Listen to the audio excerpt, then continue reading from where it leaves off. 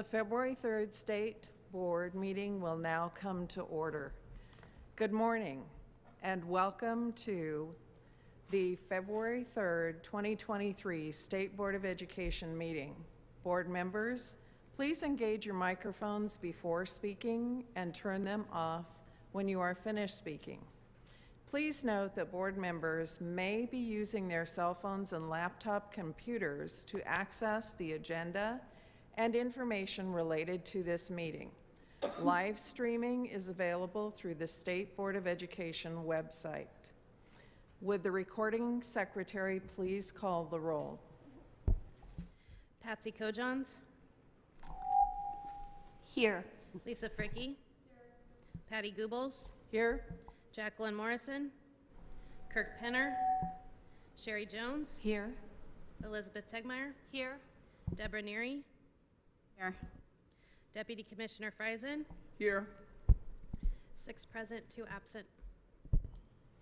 There are 6 members present. Quorum is established.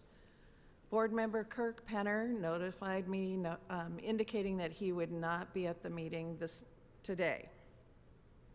Please rise and join me in the Pledge of Allegiance.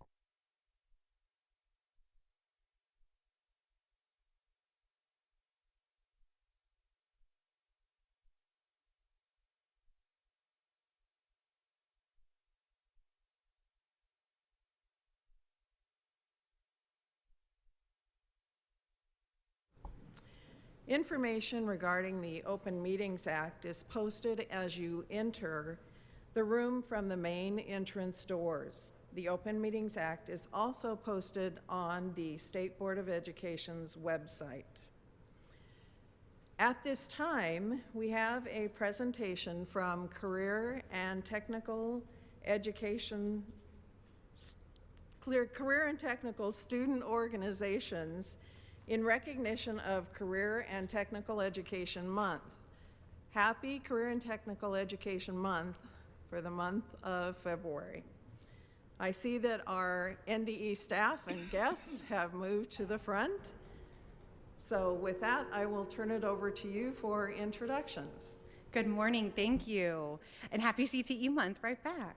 I'm Katie Graham. I'm the administrator of the Office of Career, Technical, and Adult Education at the department, and I'm so excited today to introduce you to some incredible students who have engaged in career and technical student organizations in career and technical education.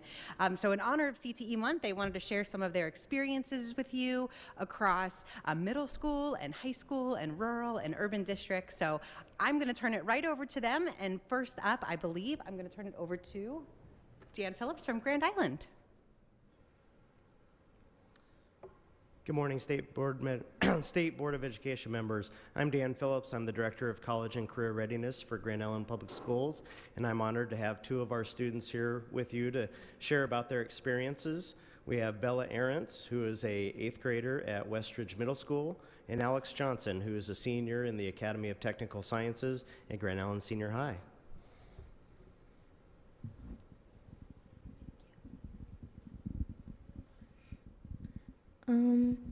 Okay. College and career helped me plan and decide what academic path I want to take in high school. In class, we did an activity where we researched and explored the different academies and pathways we are able to take. One of the pathways that stood out to me was the Counseling and Mental Health pathway under the Education, Law, and Public Safety Academy. Doing this project helped me find a pathway that fits my interests and could be a possible career path I stick with going on in the future. Adding on, we are able to research colleges that are in-state and out-of-state. There are a great deal of scholarships and classes that are offered at many different colleges and universities. Looking at these have made me realize I have lots of options available.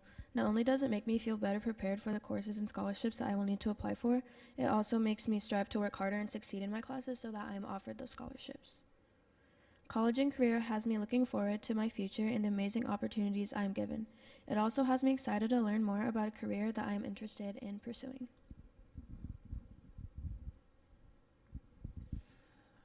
Good morning, everyone. My name is Alex Johnson. I'm a senior at Grand Island Senior High School and the Academy of Technical Sciences with the automotive pathway. My automotive class has been great for putting a hands-on look in the automotive industry, which is a new way of learning. I've gained countless opportunities through Career Pathway Institute, including Skills USA, which I placed third in for diesel equipment technology, countless on-site job visits, and then a big push towards my registered apprenticeship at Nebraska Truck Center. Another big opportunity through CPI is that if you go to CCC, they will match your credits earned, which is 12 credits. So if you enroll in CCC, you get 24 credits towards your education, which is a great deal. CPI helped me work my way into my registered apprenticeship, which I have decided is my career. Without CPI, I wouldn't be near as far ahead as I am now.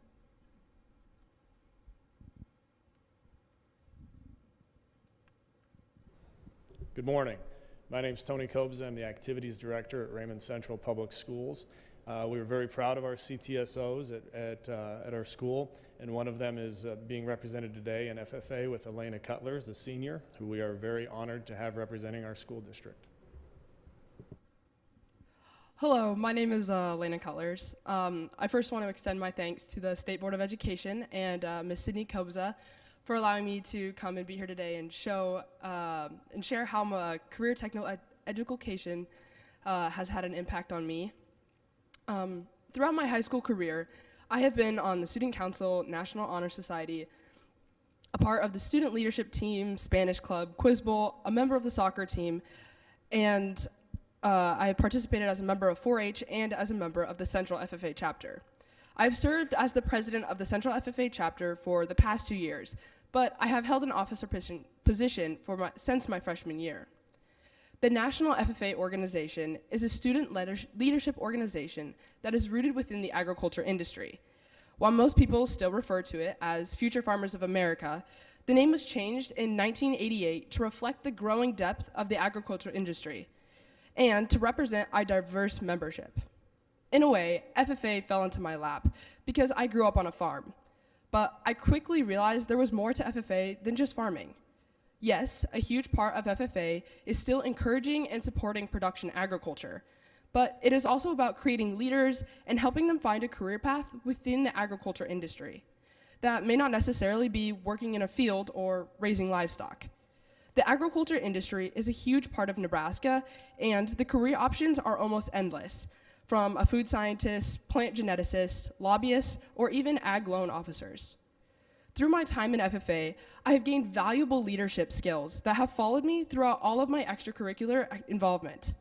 I have gained knowledge and background in soil sciences, discovered a fascination with food science, and I can probably answer more questions about parliamentary procedure than your normal high school senior. I have also had the opportunity to participate in various community service projects that has instilled in me a desire to give back to the communities in which I live.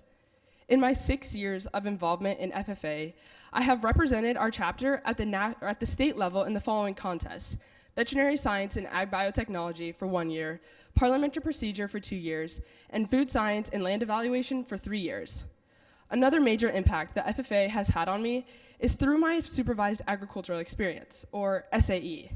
With the help of my sisters and parents, I own a breeding herd of registered boar goats. My herd consists of 14 breeding does, 2 bucks, and right now, more kids than I can keep track of.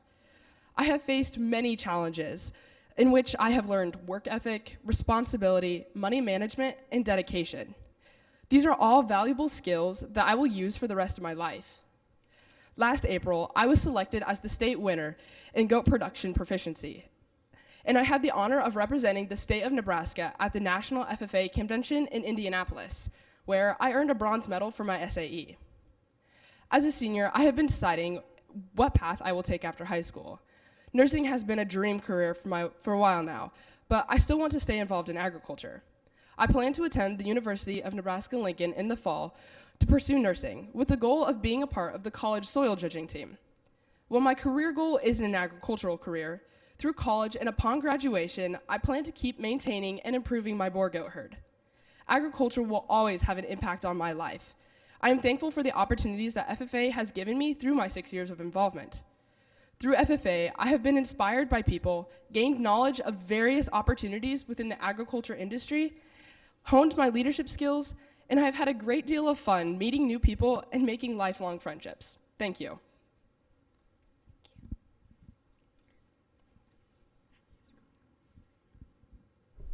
Good morning. I'm Eric Snyder. I'm the new state advisor for Educators Rising, and today is my 1-month anniversary on the job. So excited to be here, and thank you for this opportunity. And probably in this last month, the most exciting thing that I've been able to do is get to know our student leaders across the state here. And and with this honor, I'd like to introduce our state leadership. 2 of the 4, one was sick today, so she wasn't able to make it, but I'd like to introduce Educators Rising state officers. Hello everyone, my name is Madeline Saab and I am the Secretary for Educators Rising. Today I'd like to talk to you about how Educators Rising has influenced my life and my career choices.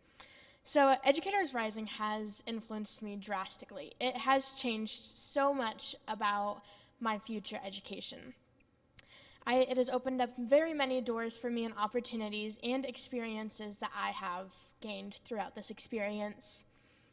It started off as just the next step in my life, but it has turned into so much more, from the relationships and connections I have gained to the different perspectives of teaching. When I first joined Educators Rising, it was the beginning of my junior year in high school. And if you were to ask me then, I probably would not have told you I would be sitting here in front of you guys today. But ever since I joined Educators Rising and became a state officer, it has been an amazing experience. I have learned from so many different people, from our state conferences to our national ones, being able to talk to others who are also involved in education, who have been through the education pathways, and who have already experienced the process of becoming a teacher. It has been an amazing experience, and it has given me a very large opportunity of what my future could look like. When I first knew that I wanted to be a teacher, I thought I'd be just sitting in your ordinary classroom. But through this whole experience, I found out that there are very many different ways to become a teacher. So in the fall, I will be attending Wayne State College, majoring in elementary education. I'll be there for 3 years, and then afterwards I plan on teaching through the military and traveling to military bases all around the world. Thank you. Hello, my name is Milana Ronda. I'm the State Educators Rising President. I'm a senior at Burke High School, and I just want to tell you about the impact Ed Rising has had on my life. So through Educators Rising, I met our amazing advisor, Miss Nancy Burkhart, and she has showed me her daughter, Miss Solzman, and so I got to be do a practicum in her classroom and sit and observe Miss Solzman and work with her students, and that was a great experience. I also do before and after school care through the OPS Foundation, so I get to work in the kindergarten and 3rd grade classes at the school I work at, and it's a great experience. The teacher showed me how to use a copy machine, the laminator, so I feel like I'm pretty set. They also just showed me their lesson plan, so it's a really great experience to work with those teachers and get a new experience on what grades I'd want to teach. Our other state officer, Alia, she's the Vice President of Communications. She was sick this morning, so she couldn't attend, but she wanted me to tell you guys about how Educators Rising curriculum is in the classroom. So through Educators Rising with OPS, they have the pathways. So if you're in the education pathway, you're a part of our organization. So we have our competitions in March. So it's like a requirement to compete or just attend state. So she wanted me to let you know about that, and how there's lots of community service opportunities through Educators Rising. Like Burke does a trunk or treat, and South does Nightmare on Elm Street, which thousands of community members go to for that. So thank you guys. Wow, well done, students. Great job. Before I close, any questions for the students about their experiences in CTE or CTSOs?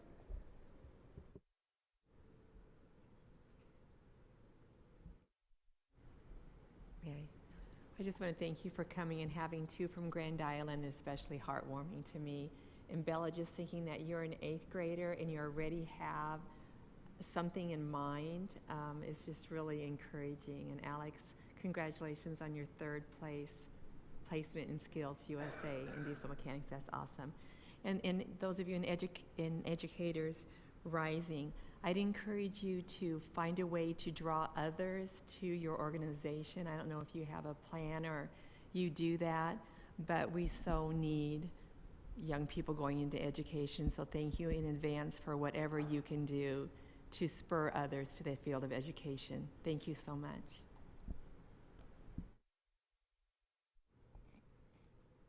All right. Well, thank you again for giving us this opportunity. I'm sorry, yes. Okay. Well, thank you. Happy CTE month again. Thank you, students, for sharing your great opportunities. I think you can clearly see the value of these CTE programs across the nation. Folks are celebrating CTE to share not only the opportunities students can have through K-12, but also how this could be a really strong workforce pipeline for states. So thank you again. Happy CTE month. Thank you.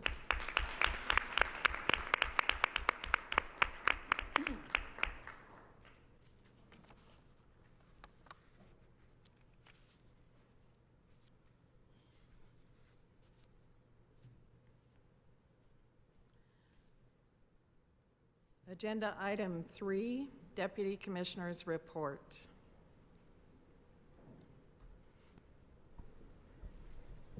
Thank you, Madam President. Well, after almost a month in the extended position, I want to acknowledge how much greater my awareness has become of the varied services and supports our Nebraska Department of Education provides to our state.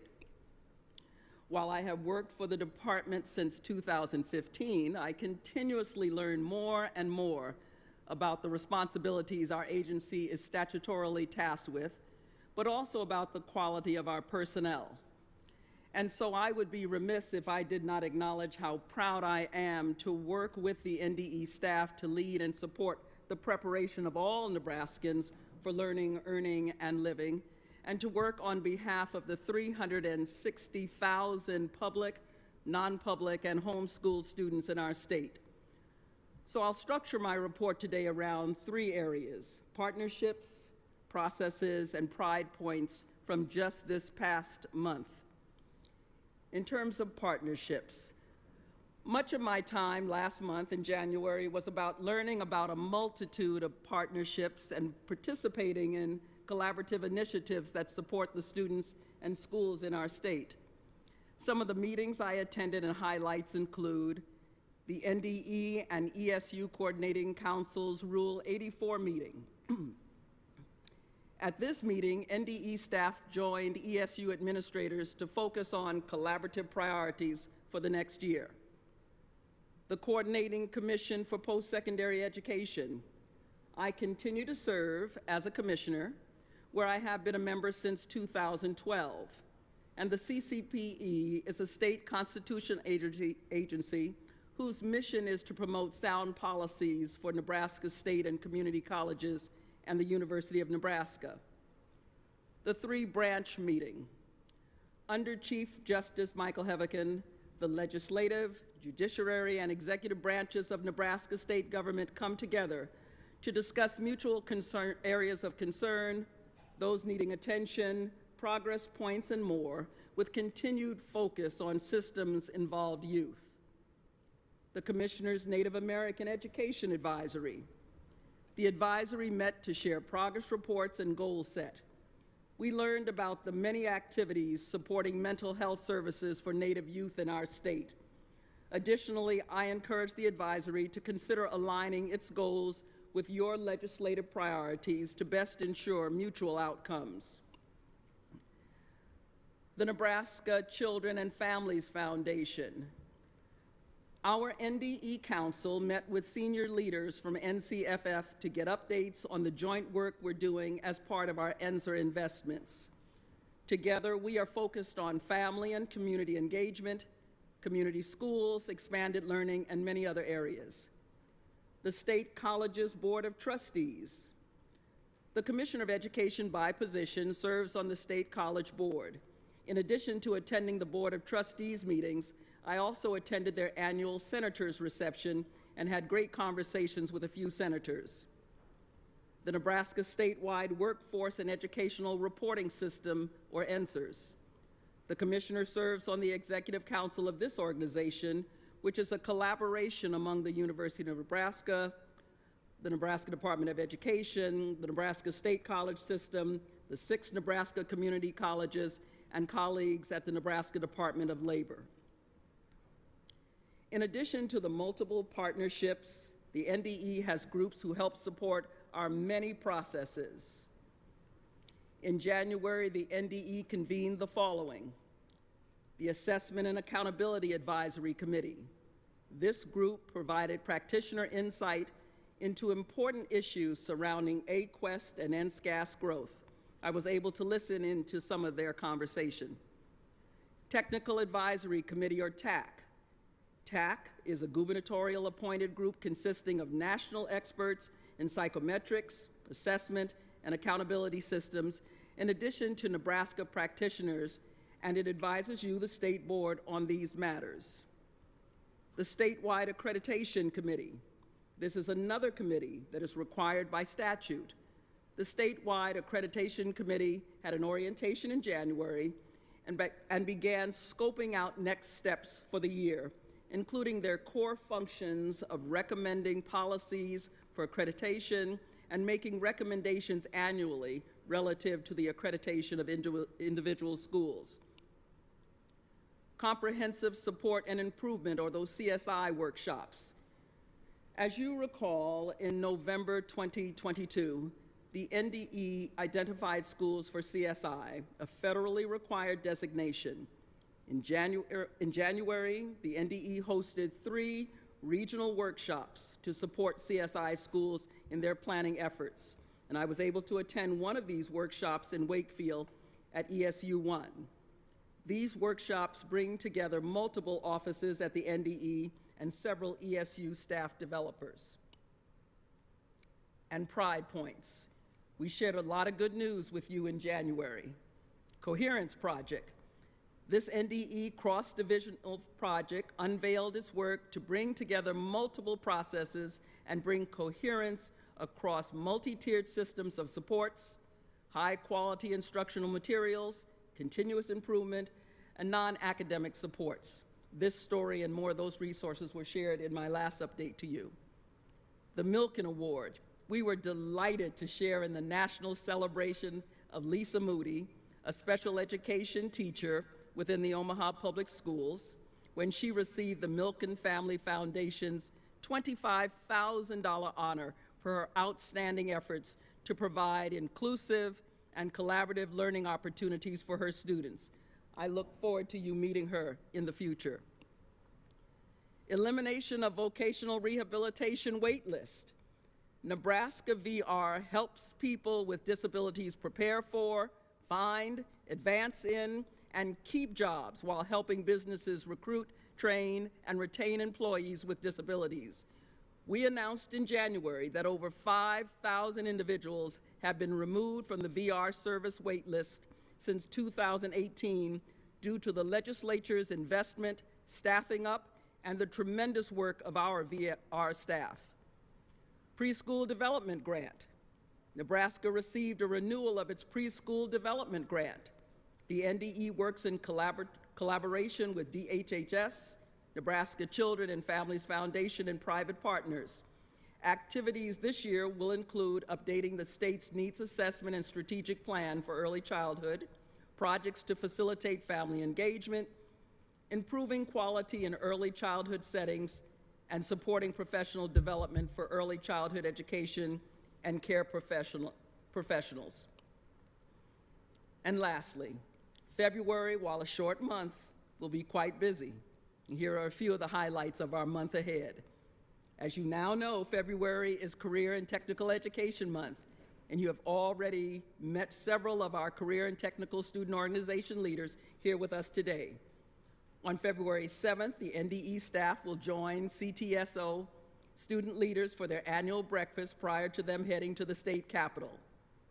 Child Wellbeing Work Group, or LB 1173, approved by the legislature and signed by Governor Ricketts in 2022, the Child Wellbeing Work Group provides strategic leadership for child welfare system reform. I hope to take part in this meeting next week in Omaha. And again, those CSI improvement workshops. NDE will continue its support for schools identified for comprehensive support and improvement with special work sessions for the Omaha Public Schools, Lincoln Public Schools, and Grand Island Public Schools. Nebraska Council for Teacher Education, or NCTE. As NCTE is one of your advisories, the council will meet on February 17th. Among its responsibilities, the NCTE advises on state approval of higher education institutions who provide teacher, counselor, and/or administrative preparatory programs. And lastly but not least, Amplify Engagement Conference. As part of UNL's 2025 strategic plan, University Extension is hosting Amplify, and NDE staff have been invited to participate in breakout sessions. That's just a small part of what we did in January. That's a taste of what we have going on in February, and thus ends the executive director's, or excuse me, the deputy commissioner's report. Thank you. Thank you, Deputy Commissioner Friesen, for that very informative report. It definitely demonstrates how much NDE and you as a Deputy Commissioner are engaged and contributing to numerous organizations. So thank you for that. Thank you. Deputy Commissioner, are there any items to be removed from the consent agenda? There are none.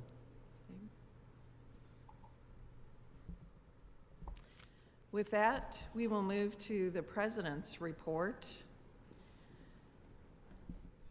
Is there an opportunity for questions or discussion about the Commissioner's report? We typically don't do questions, but I'm sure Deputy Commissioner Friesen, if you are willing to answer some questions. Delighted. I just have one question. I know Sure. we noted that this February is CTE month. It's also Black History Month, and so I was just wondering if the department will be doing anything in celebration or education for Black History Month. I'm not aware that we have earmarked any specific thing. Anybody in the back want to shout out if we have any specific thing in terms of Black History Month in terms of the department? I'm not aware.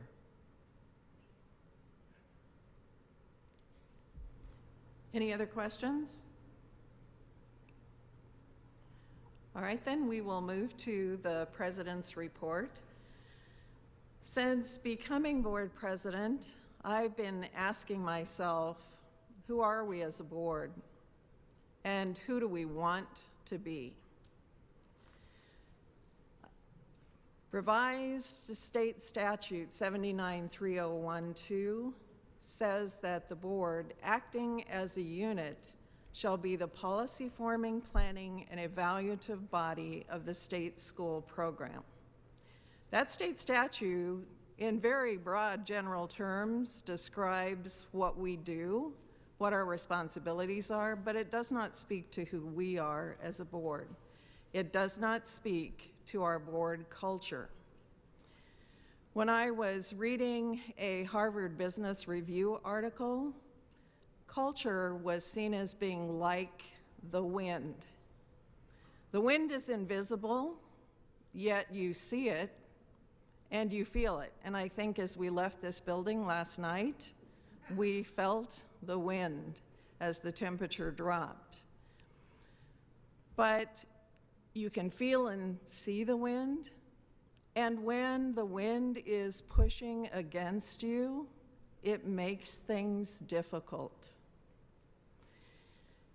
After listening to board discussions over the time that I've been on the board, and I've paid attention to some of the questions that board members have asked and to the recommendations that have been made by board members, and observed the frustration that's been exhibited by us as board members from time to time, it's clear to me that our culture is pushing against us.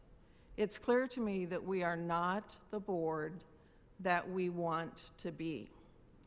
One of my goals as your board president this year is to try to help us transform our culture. As a starting point for that, at our work session yesterday morning, we started addressing one aspect of work culture, that being expectations or norms.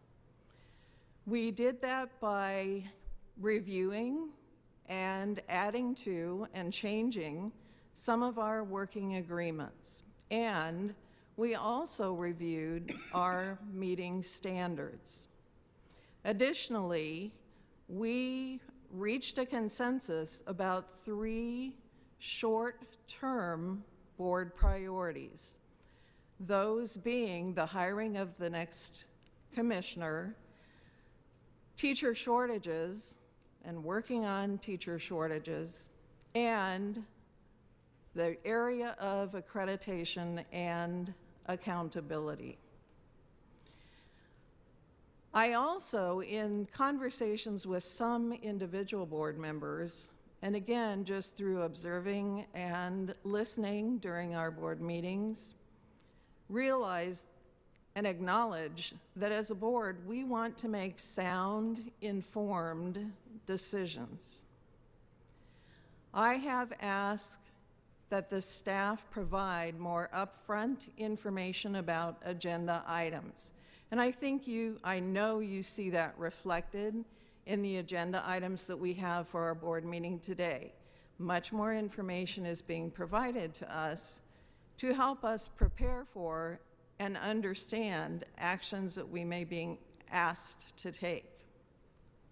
That's particularly true in reference to budget expenditure requests, so things like grants and contracts, but I think you saw that across the board, that there's more information, and I appreciate staff's willingness to provide us with that additional upfront information.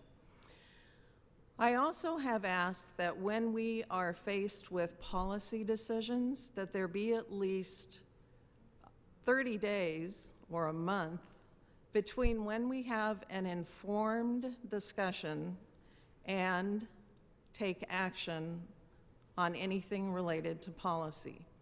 And by informed discussions, I mean discussions that are based on studying research, studying data, thinking about important references to state statute, to regulations and rules, to identifying multiple possible options for policy, and any combination of those things that happens to be appropriate for the particular policy that we are addressing.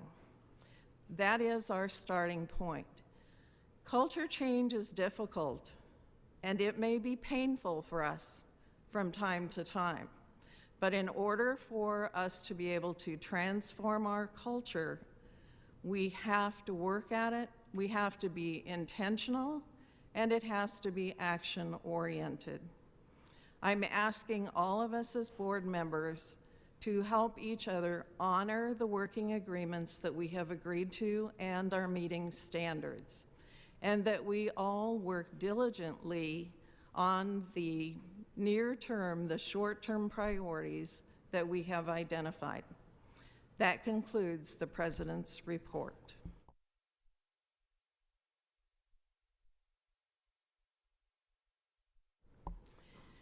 Is there a motion to adopt the consent agenda? President Goebbels, I move to adopt the consent agenda. Is there a second? I second that motion. It has been moved and seconded to adopt the consent agenda. Per board policy, there is no discussion on the motion to adopt the consent agenda. Would the recording secretary please call the roll? Fricke? Yes. Neary? Yes. Penner? Goebbels? Yes. Tegmeyer? Yes. Morrison? Yes. Jones? Yes. Kojons? Yes. 7 yes, 1 absent. The affirmative has it, and the consent agenda is adopted. The next item of business are the reports from standing committees.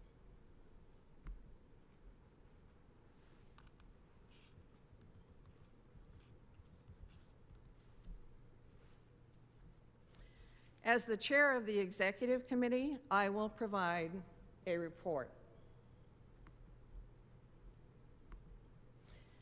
The executive committee reports that on December 2nd, 2023, we met, and we report on that meeting. Members present were Chair Patty Goebbels, Vice Chair Kirk Penner, Lisa Fricke, and Jacqueline Morrison. The committee reviewed the plans for yesterday's legislative work session. The committee considered the recommendations to change the dates of the April and December 2023 board meetings. The committee recommends board approval of the proposed date changes. This concludes the executive committee report. Are there any questions for the executive committee chair? I have a question. Jacqueline? I know we had some discussion yesterday in our work session as it relates to action item 6.1.a. I'm asking this prior to us getting to the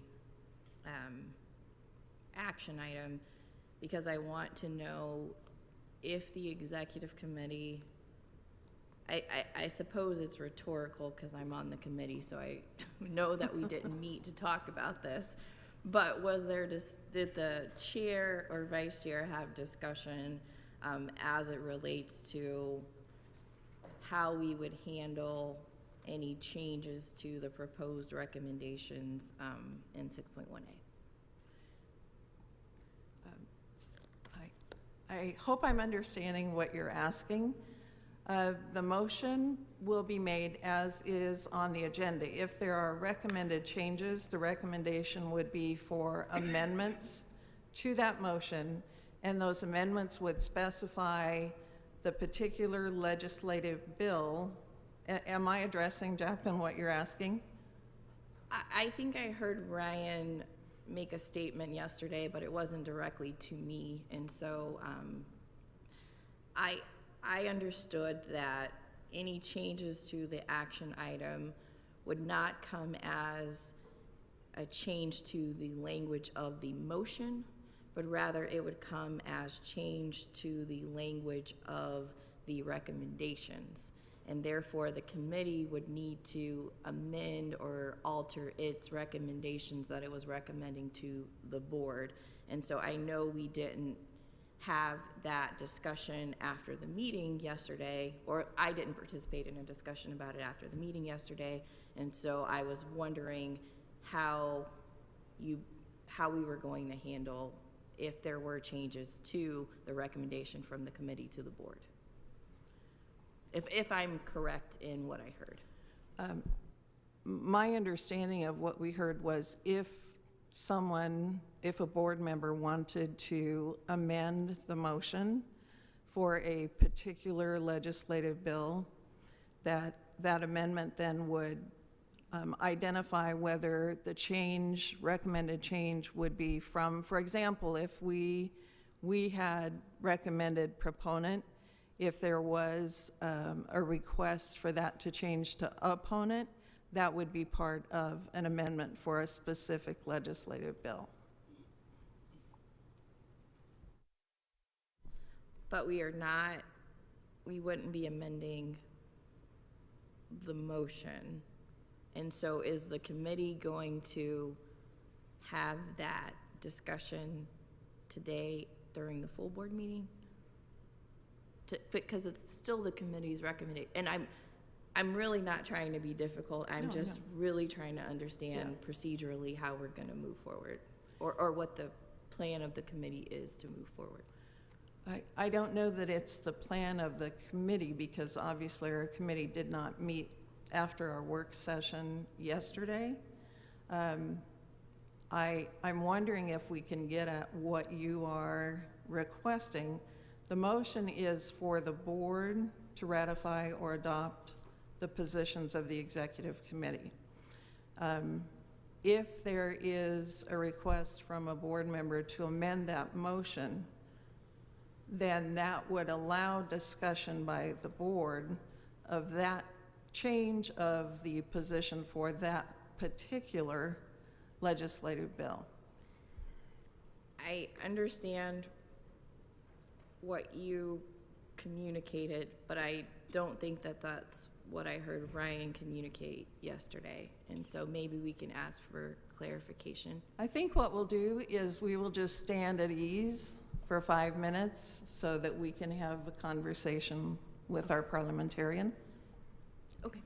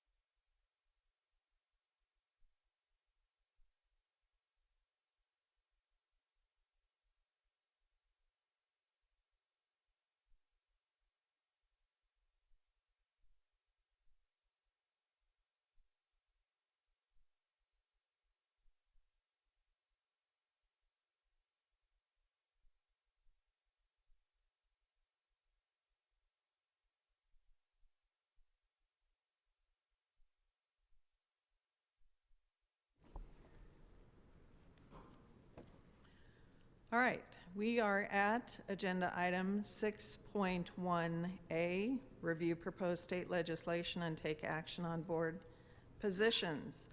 Are there any proposed legislation positions on legislative bills that board members would like to have removed and dealt with individually? Jacqueline? Yes, at this time I'd ask that we remove from the recommendation LB 188. Are there others?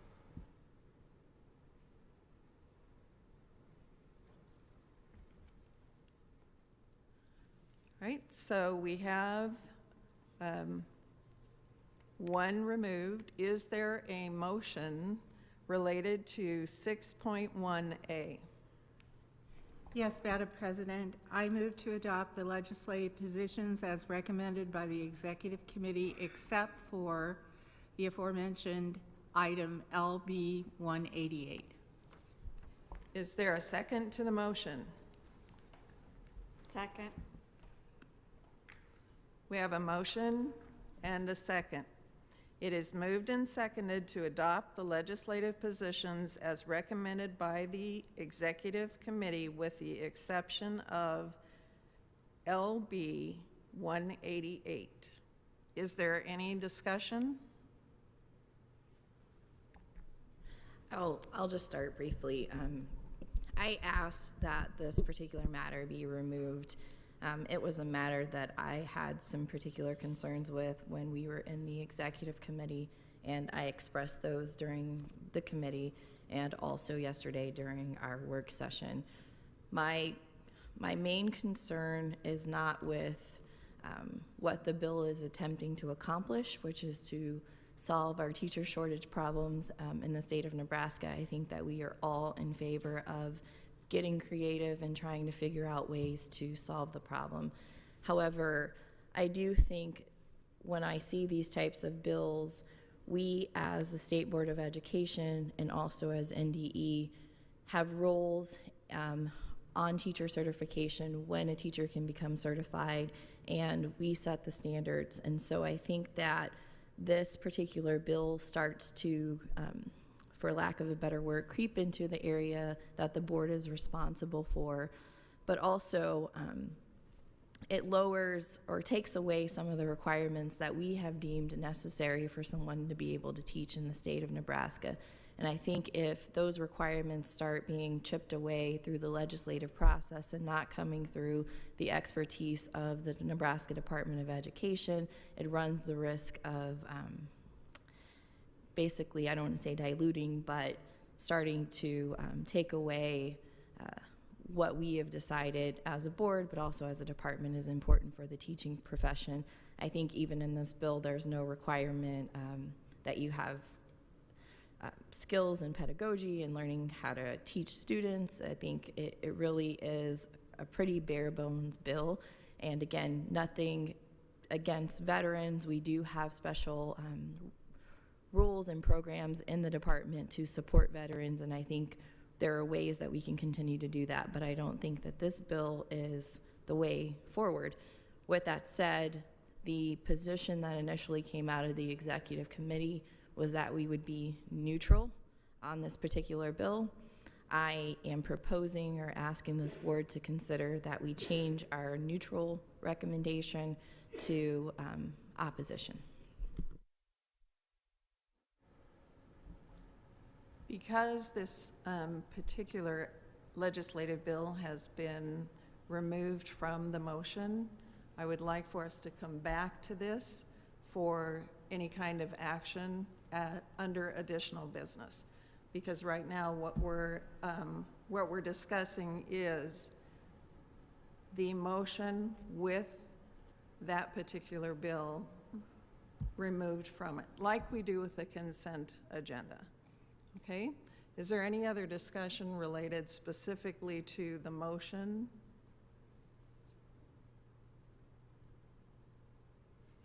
Right. Isn't this, Go ahead.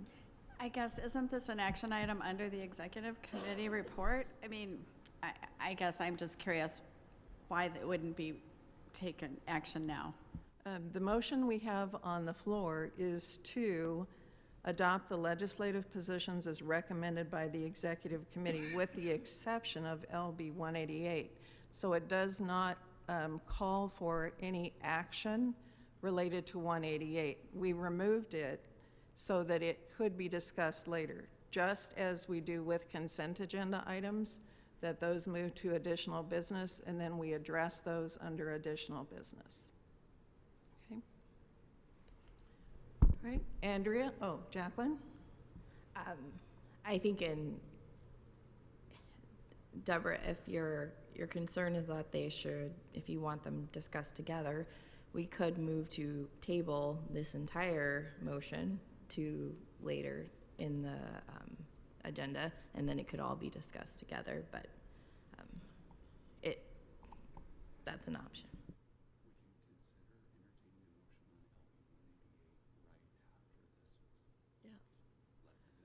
I would consider entertaining a motion related to 188 following this motion, if you want to approach it that way.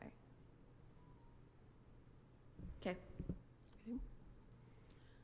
Just read the motion back. I will, yeah. It is moved and seconded to adopt the legislative positions as recommended by the executive committee with the exception of LB 188.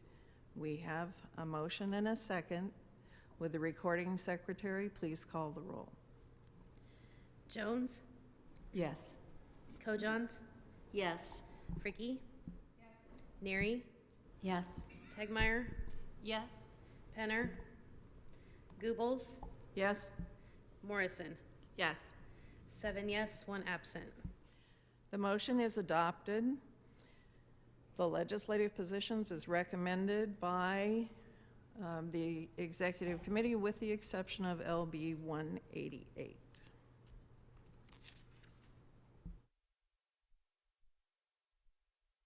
Is there an additional motion? Yes, Madam Chair. At this time, I would move to amend the legislative position of LB 188, wherein we would strike the word neutral and insert the word opponent so that, and I stop there, insert the word opponent. Is there a second to the Second. motion? We have a motion and a second. Discussion? Jacqueline, if you would like to say more about why you are making this motion? I think I've said enough. Okay. I wanted to give you the opportunity. All right, other discussion? Yes, Lisa? I just wanted to reiterate what Jacqueline said earlier, that a lot of what 188 is proposing is already what NDE staff has been working on with veterans. So I think that's important for that to be noted, that there are lots, sound like a teenager. There are numerous ways that we help veterans become teachers and other things that I'm very proud that we do for veterans. So I just wanted to note that. Other discussion? Sherry? I might just add that in light of the teacher shortage, I appreciate the efforts of our legislature to help us in any way that they can. So I personally appreciated the neutral stance for the time being, just indicating how I may vote. Thank you. Thank you. Other discussion? Deborah? And I too applaud and appreciate the state senators wanting to be a part of the dialogue to improve the challenges that we have with the teacher shortage, but also hope that there's an understanding about why in this particular case I need to oppose that. I personally need to vote to oppose that bill. Okay, thank you. Elizabeth? So for full transparency, I'm really struggling with this because, as has been shared by my fellow board members, we do have a teacher shortage. And we discussed yesterday in the Rules and Regulations Committee about and learned a little bit more about why it takes so long for a rule to change. I am curious what the conversation that the NDE had with Senator Hansen about the multiple pathways that we have for veterans, and what was that understanding that was reached with that. I'm glad this isn't an actual bill that I have to vote on, but just a stance. It seems less critical. And I'm torn between everything because I can see both sides. And so I think for me personally, I am probably going to have to remain with the recommendation of the executive committee at this time. Should things change at a later date and this bill advance further and we need to take a different stand, I think that's a conversation for a later date. But I do appreciate the input and the ideas, and I think it's something that I would like to see our board work more closely with our state legislators to solve this together, and that we can address things maybe more proactively in the future. Thank you. Any other discussion? Okay, we have a motion and a second for LB 188 to strike neutral and insert opponent. Recording secretary, please call the roll. Fricke? Sure, start with me.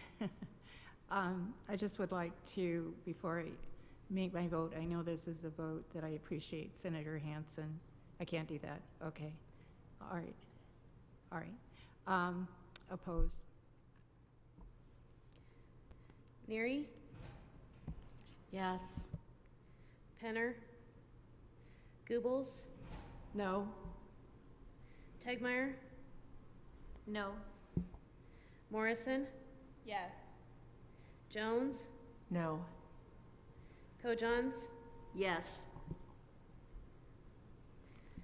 3 yes, 4 no, 1 absent.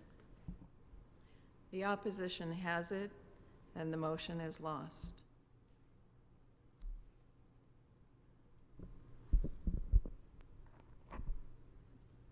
Madam Chair? Yes, Jacqueline?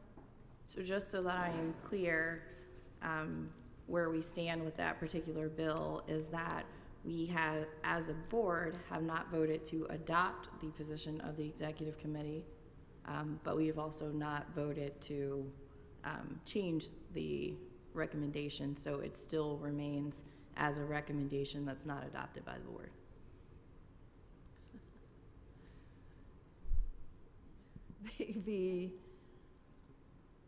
The amendment was, the motion was to change the recommended position from neutral to opponent. But the motion that we voted for was to approve all of the recommendations with the exception of LB 188. Thus, LB 188 has not been, that position recommended from the executive committee has not been approved by this board. Correct. Okay, thank you.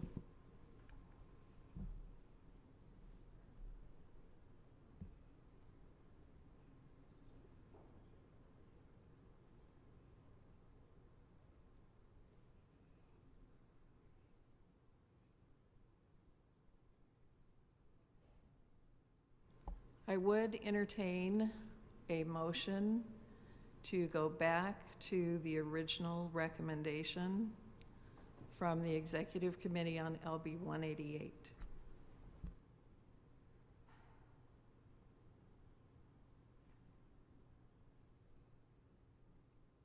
Lisa? I think I struggled with this, and then I thought, if it remains neutral and we get more information, our stance could yet change in the near future on this. Is that correct? Okay. Because I understand the intention. Is there a motion, Lisa? Well, a motion all right, tell me what you need, or what? It's not what I need. Sherry? I move to adopt the original stance of the Executive Board on LB 188. Thank you. Is there a second? I'll second. Thank you. You're welcome. There is a motion and a second to adopt the original recommended position from the Executive Committee on LB 188. There's been a motion and a second. Is there any discussion? May I continue then? Sure. Okay. Like I said, I struggled with this because I appreciated Senator Hansen wanting to do something about the teacher shortage. So that's important that we're all on the same page with that. And by remaining neutral, if things progress and we need to change our stance, that's possible.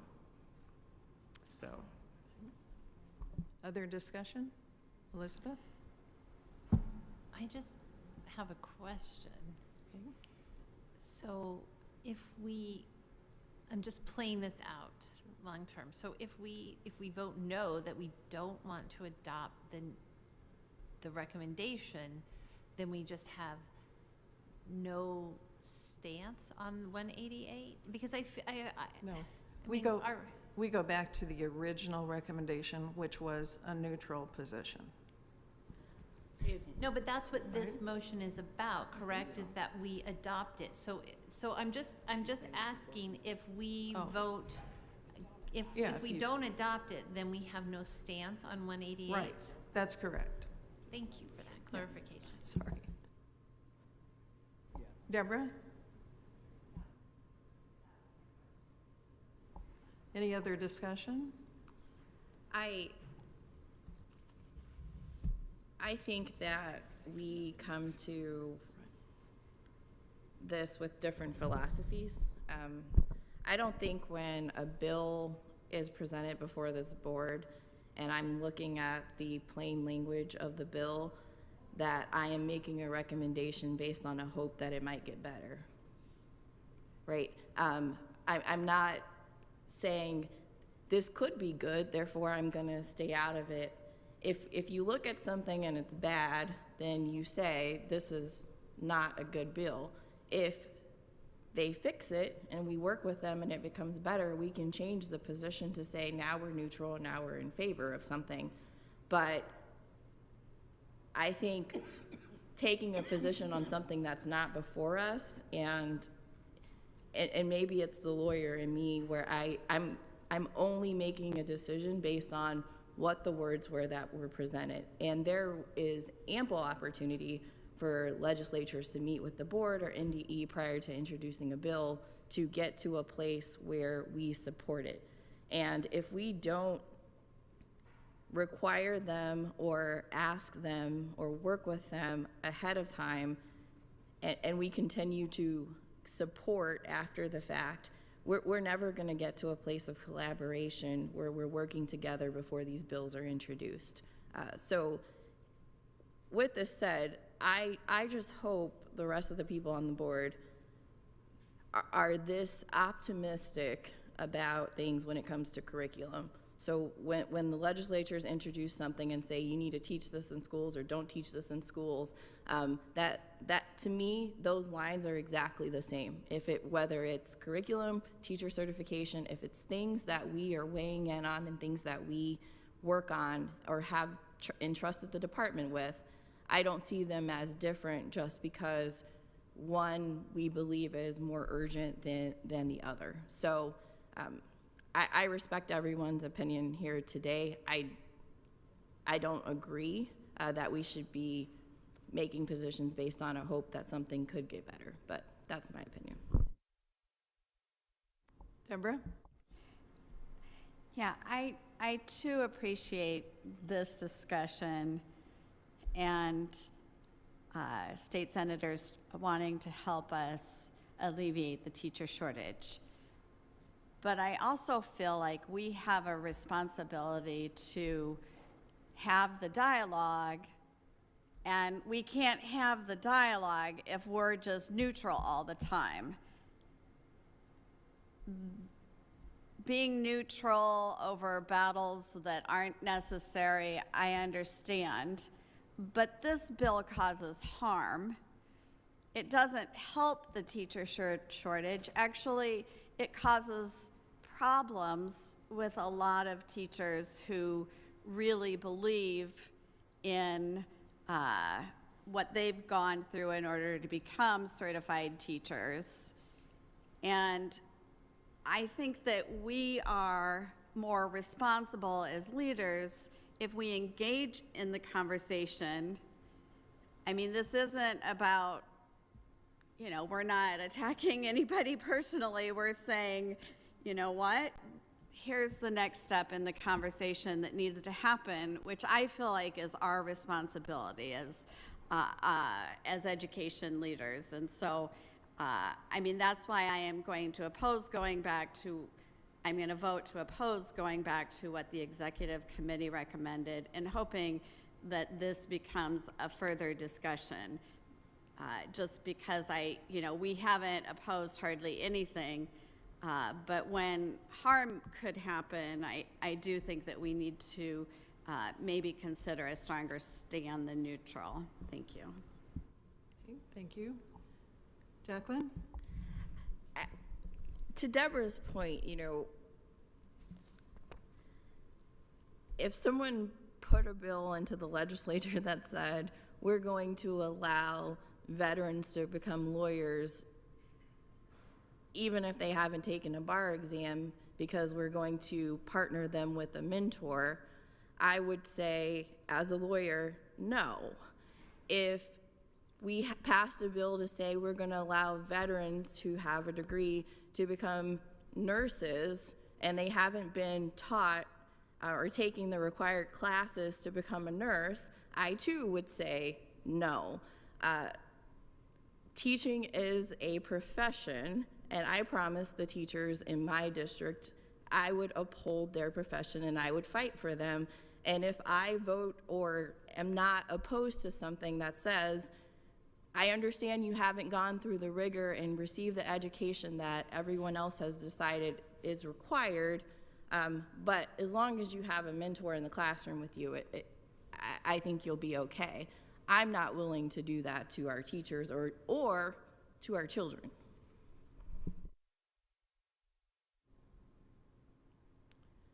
All right, seeing no additional discussion. Oh, I'm sorry, Patsy. That's all right. It's a shorthand.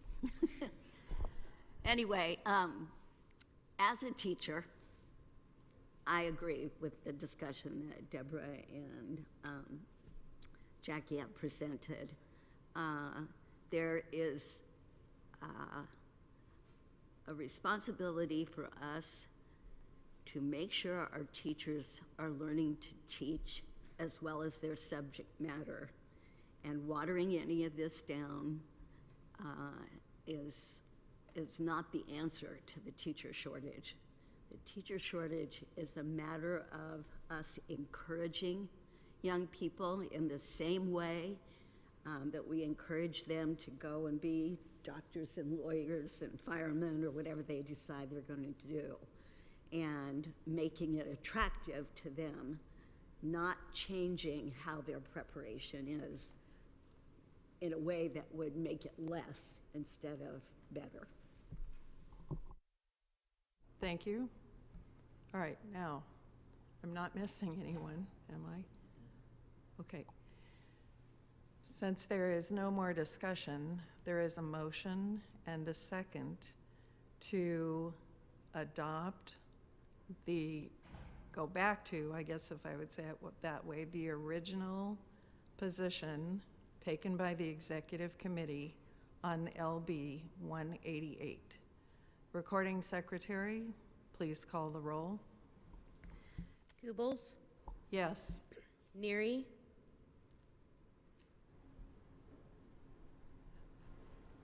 I'm sorry. No. Penner, Tegmeyer, No. Morrison, No. Fricky, Jones, Yes. Kojons. No. 2 yes, 5 no, 1 absent. The opposition has it. The motion is lost. Madam President, may we take a short, not even a 5-minute break? I just have a quick question for our parliamentary. Thank you. Recess for 5 minutes.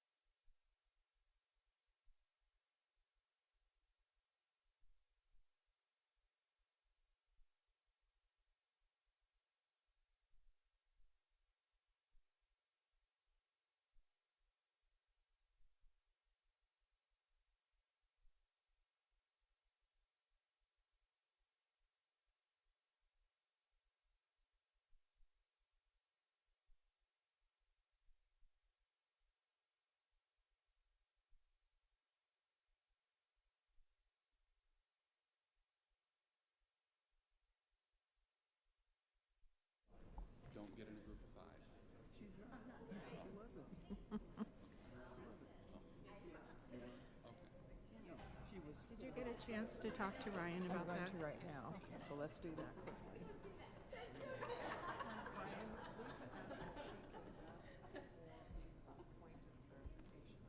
Did you think I was going to throw you a hard ball? I promised No, you no hard like I balls. told him, I'm honest, answer honestly. That's what I think you do. But you looked at me.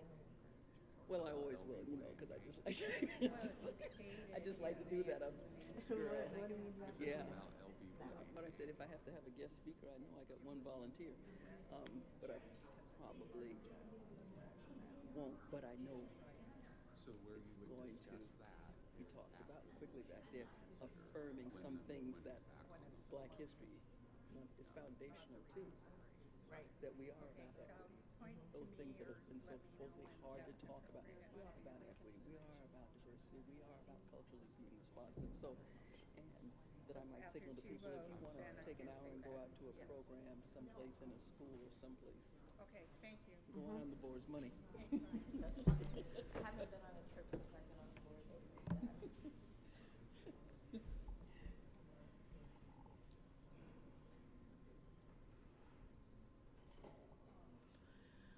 All right, board, we are back. We are currently in the position that we have said we have no position related to LB 188. Madam President, Yes, Elizabeth. I move to reconsider the vote on the motion to amend the Executive Committee's recommendation on LB 188 to strike neutral and insert opponent. And I was on the prevailing side, which is why I'm making this motion. Thank you. Is there a second to the motion to reconsider? Thank you, Patsy. Is there any discussion? And this discussion only centers around the motion to reconsider. Elizabeth? The reason I'm bringing, I just want to give everyone an understanding, the reason I'm bringing this motion to reconsider back is I felt that I received more information through our discussion that helped me solidify where I stand on this issue.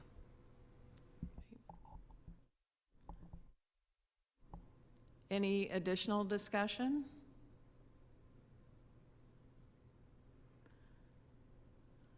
Will the recording secretary please call the roll? This is a motion to reconsider. I don't have all of that written down. Elizabeth, would you? To reconsider the vote on the motion to amend the Executive Committee's recommendation on LB 188 to strike neutral and insert opponent. So we had a motion and a second. Recording secretary? Penner? Morrison? Yes. Neary? Yes. Co-Johns? Yes. Fricky? Yes. Goebbels? Yes. Jones?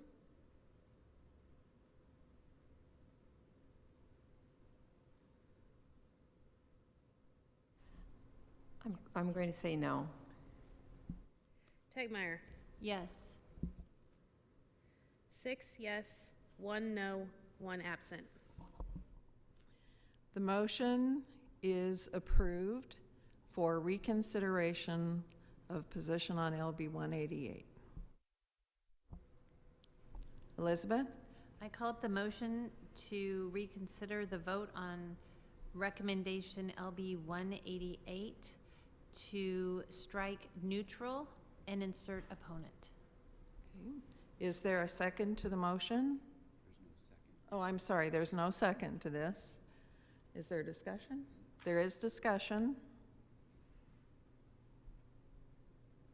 Lisa? I just want to agree with Elizabeth that with more information that was presented during the discussion, it's made me reconsider my vote. Thank you. Elizabeth? Let me share. I'm sorry, share.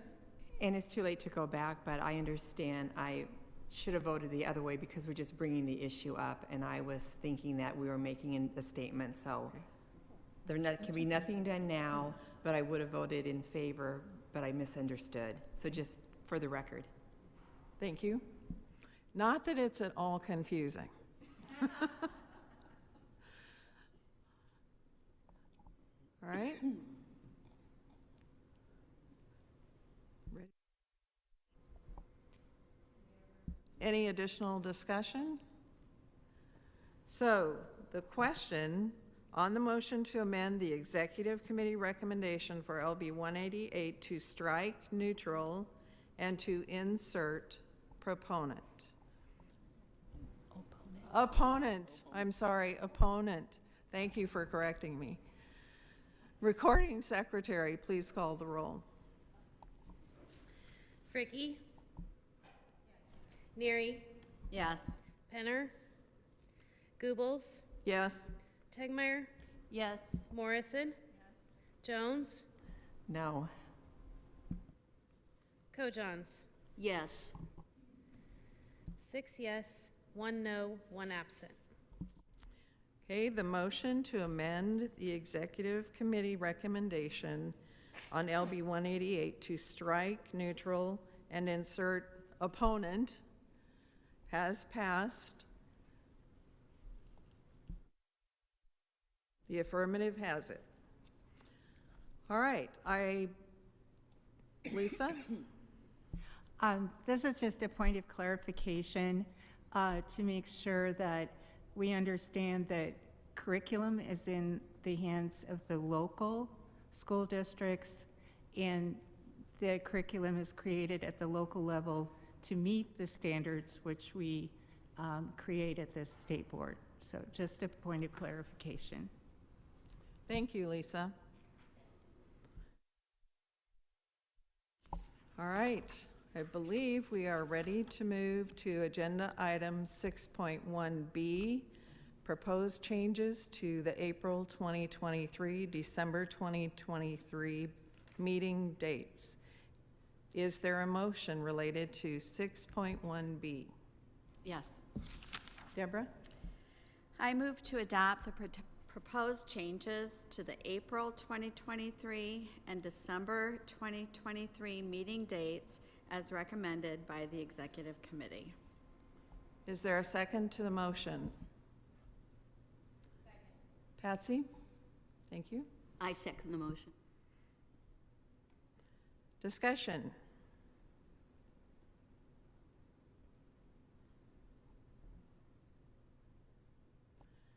Right?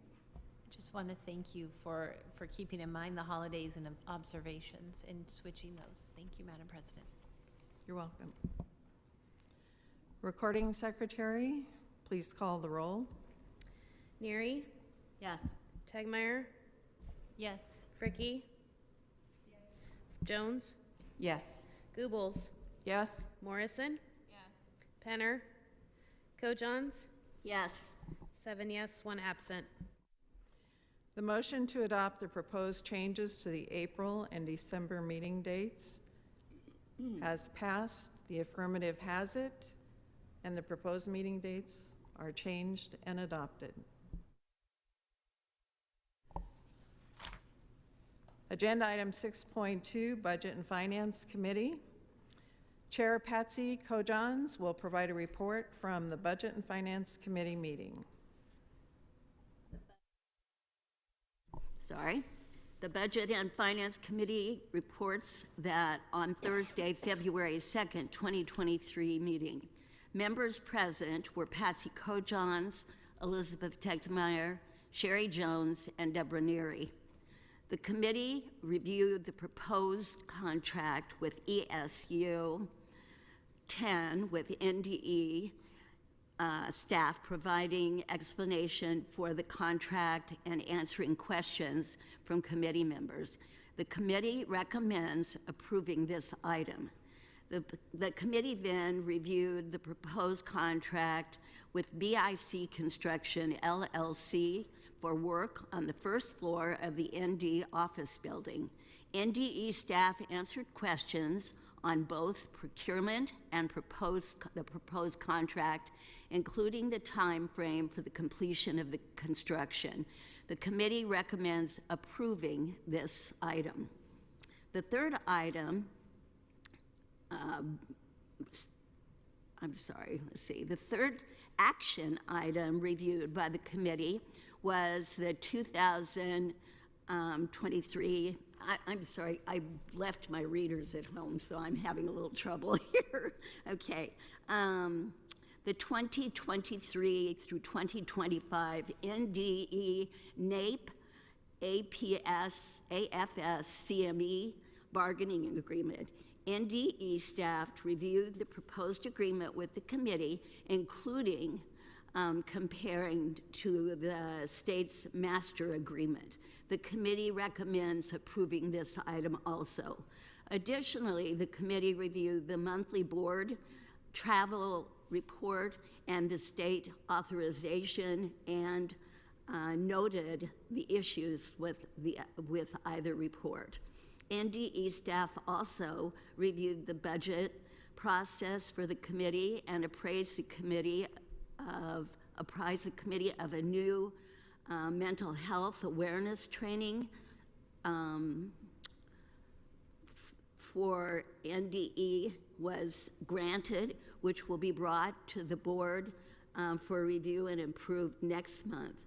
Last, the committee discussed the possibility of a calendar of annual funding requests and potential ideas to improve the board's understanding of expenditures and receipts approved by the board. This concludes the budget and the finance committee report. And I would like to say that my committee was very thoughtful and careful, but still thinking about the urgency of making processes better. And if my committee has anything else to say, I would love to have them add to this report. Seeing none? Thank you, Chairperson Kojans. Are there any questions of the committee chair?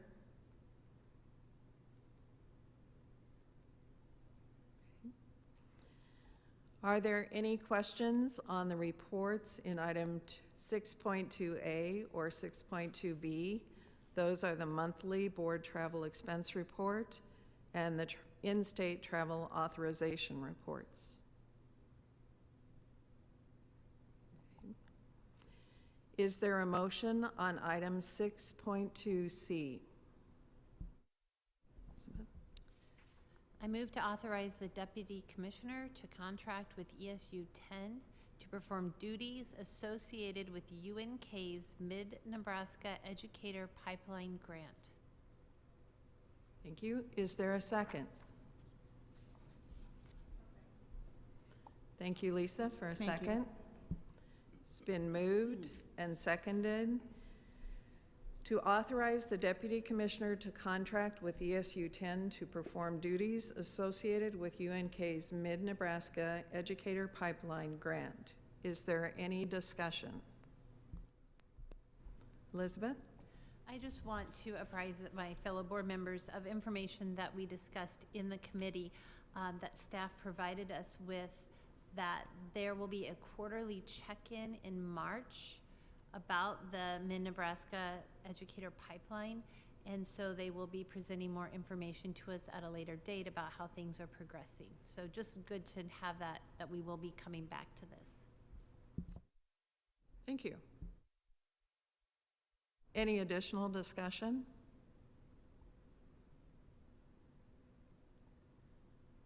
Okay, so the motion is to authorize the Deputy Commissioner to contract with ESU 10. With the recording secretary, please call the roll. Morrison? Yes.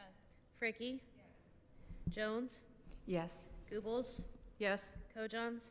Yes. Neary? Yes. Tegmeyer? Yes. Penner? 7 yes, 1 absent. The affirmative has it, and the motion passes.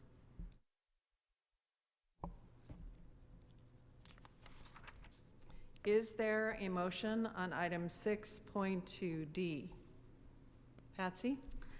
I move to authorize the Deputy Commissioner to contract with BIC Construction LLC for the remodel of leased office space at 500 South 84th Street, Lincoln, Nebraska. Joel presented information to us to let us know that they had 2 bids on this, and the bids were pretty close, and that they went with the one bid because of maybe the timeline, but that was all. Okay. Is there a second on the motion? I second the motion. Thank you, Sherry. Is there any discussion? Jacqueline? Yes, I just have a quick question, probably for staff. I see that the budget for this particular item is approximately $1 million, and there are a couple of different sources.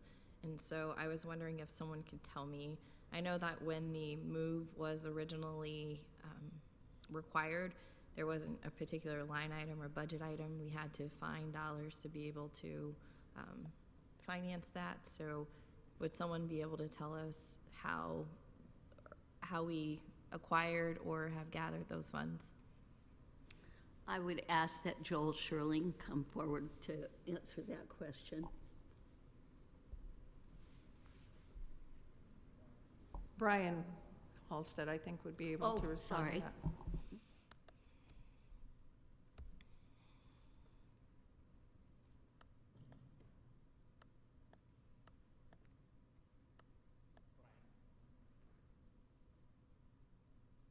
Brian Halstead, Deputy Commissioner. So the funding sources for this are both state general and federal dollars. This is in conformity with funding that the Appropriations Committee gave us in the current biennium budget. It also aligns with what the governor's budget bill that was introduced for deficit funding, so there is funding available for this construction contract. The dollar amount is a little over $1 million. The lease agreement that DAS has with State Farm Insurance agreed they would pay for first floor renovations. I don't know the exact dollar amount, but it's around $400,000. So the contract amount has to state the total dollar amount the contractor is going to be paid, but the actual dollar amount is reduced by the State Farm's contribution for the renovations since it's their facility. Does that answer your question? So State Farm is providing approximately $400,000 in tenant improvements costs. That is the lease agreement DAS has with State Farm. It's not with us, so but that was part of the original lease agreement with State Farm, that they would contribute to any improvements on the first floor of the facility. And did we get additional funds appropriated for this purpose? There are funds currently available, and the governor's deficit budget bill includes funds for the continued work at 84th Street. Yes, so there are sufficient funds for this contract. And then my last question is, what's the timeline for that work to be completed? I believed, as Joel indicated, it's 6 months from the execution of the contract, which is why we want you to approve it, because that way, once the contract is completed and signed, then the 6-month window, we hope to get that done by the end of the month. Okay, thank you. Sure. Sure. Thank you, Deputy Commissioner. Any additional discussion? Okay. The motion is to authorize the Deputy Commissioner to contract with BIC Construction LLC for the remodel of leased office space. Would the recording secretary please call the roll? Tegmeyer? Yes. Neary? Yes. Morrison? Yes. Kojans? Yes. Penner? Goebbels? Yes. Jones? Yes. Fricky? Yes. 7 yes, 1 absent. The affirmative has it, and the motion to contract with BIC Construction LLC is adopted.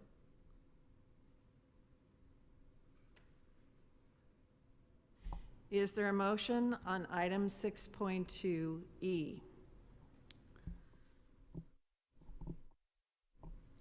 I move to approve the 2023-2025 NDE NAEP AFSCME bargaining agreement. Is there a second to the motion? Second. Thank you.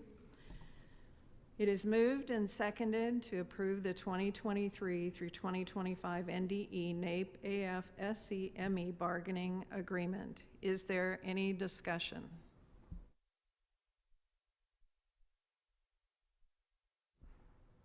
Once again, just want to provide a little background because we did have a very lengthy conversation about this in committee with Joel answering quite a few of our questions. So this is following the lead of the master contract that's done for state employees. And so we looked first at what they did, and then this contract was then drawn up. And so that is why we see the increases in the pay raises, which, if I remember correctly, Mr. Sherling said they have not had pay raises since 2013. And so that is why you see that the first year is a significant amount, because we are trying to keep in step with other state agencies, as well as inflation and competition. It was a big concern that he expressed that sometimes in certain departments, we're losing our NDE employees to private because of the pay. So we want to be competitive and attract the best and brightest to our department. Thank you. Other discussion? Patsy? Joel also made us aware that over the last few years, it's become more and more difficult to attract people into positions because of the loss of pay in the department. And I noted that the next day, when I read the newspaper, that there was an article about pay raises for government employees, and we were in step with what they were doing. As a matter of fact, some of the other government employees were a lot more generous than ours, but ours definitely will be helpful to the people that are working here. Thank you. Any additional discussion? The motion is to approve the 2023-2025 through 2025 NDE NAEP AFSCME bargaining agreement. Would the recording secretary please call the roll? Goebbels, Yes? Neary, Yes. Kojans, Yes. Jones, Yes. Fricky, Yes. Tegmeyer, Yes. Penner, Morrison. Yes. 7 yes, 1 absent.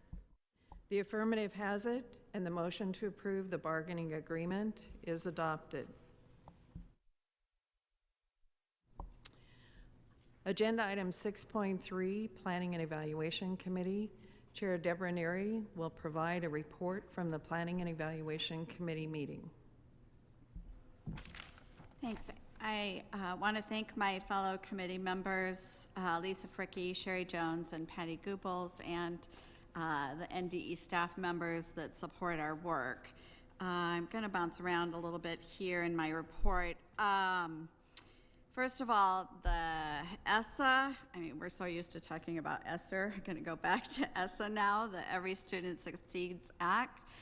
We did ask for a special addendum during the pandemic in order to provide our school districts with some flexibility, and so we have some reporting due on that, and we will be having a lot more discussions about that in the upcoming months.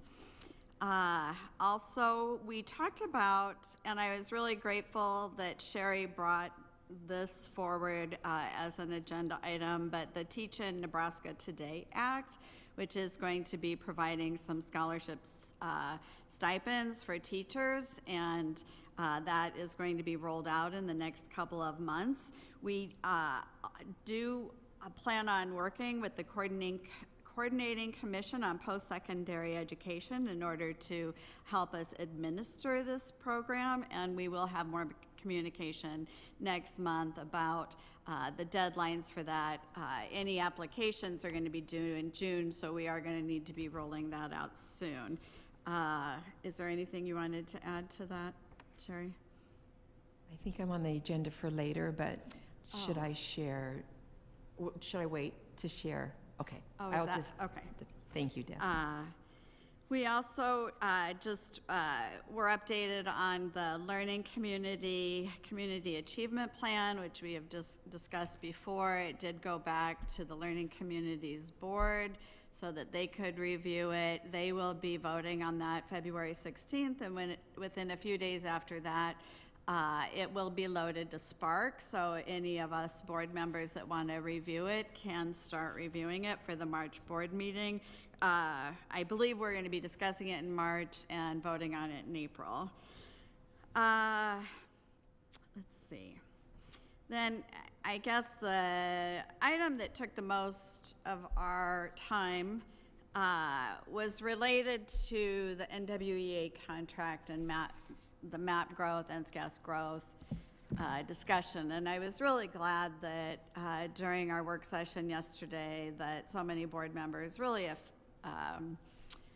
affirmed that assessment is a big topic for us to focus on this year. And, you know, I also noticed, you know, going back to Patty's comments about culture changes and winds of change, and I want to say that I feel like there's some really good momentum with our new board members and working together as a team. But we as a team are only as good as the strength of the partnership that we have with the NDE staff. And when that's strong, then we're strong. And I just want to commend our Deputy Commissioner, who is all about accountability, transparency, responsibility, and I have just felt like there's been a tremendous amount of support for the millions of questions that we have brought forward and getting the responses that we need, because the transition that we made in a direction last month was no small step, and it was only temporary, and you know, it's just until, you know, a more permanent situation is decided in regard to our commissioner, and you know, but it really required us all working in sync, and I appreciated that you brought about, you know, the opportunity for us to do the homework and have the conversations that we needed to have. And so we are going to have an action item based on the action that we took last month. We are going to have an action item for regarding the contract for statewide assessment services to include the addition of MAP growth for grades 3 through 8 for 2023-24, which is basically the same contract that we had during this current school year. It will just be extended until next school year. And based on our discussion, we realized that because I sat on Dr. Friesen also mentioned the TAC meeting that she was a part of, and I know several of our board members were also a part of that in listening and learning. And we realized that we need to have so our committee is recommending that we ask for, at one of our upcoming board meetings, a work session that is focused on assessment, that we do bring in our external consultants from TAC or wherever we agree are the best external consultants that should be a part of the conversation, so that we can continue that. Because one of the things that we promised in the statements that were made last month is that we're going to have a final plan in December for our superintendents. And that means that the minute we hire our new commissioner, starting in July, we need to hit the ground running in looking at, you know, what is the best course of action. And And those are detailed conversations. A lot of board members like myself, who are not experts on assessment, have a lot of, learning to do and listening. And so I just appreciate that everyone is sort of interested in those steps and realizes that, there is a timeline to all of this as well. So that concludes my report. Does any of my fellow committee members? Lisa? I appreciate the report, detailed report. During our meeting, I also appreciated the staff and Deputy Commissioner Friesen going into detail about the differences and nuances between map growth and NSCAS. And those details, even though I understood, it gave me a better understanding of how they are different and how our understanding will help us moving forward. So I think that was prompted by some of the questions you asked, Chair. And so I appreciated the answers the staff and Dr. Friesen gave us.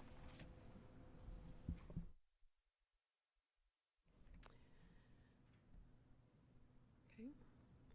Is there a motion on item 6.3.A? Yes, I move to authorize the Deputy Commissioner to amend the current 2022-23 NWEA contract for statewide assessment services to include the addition of map growth for grades 3 through 8 for the 2023-24 school year. Is there a second? Patsy? Thank you. I second that motion. Okay. Is there discussion?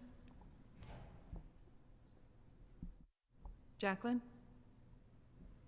Yeah, so I had my hand up before we made the motion. I'm sorry, but I didn't catch it until I'd It's asked for a motion. It's okay. I'm hoping that my questions are germane to this as well. And so if I'm a little off topic, I apologize because we're kind of responding to some of the committee work.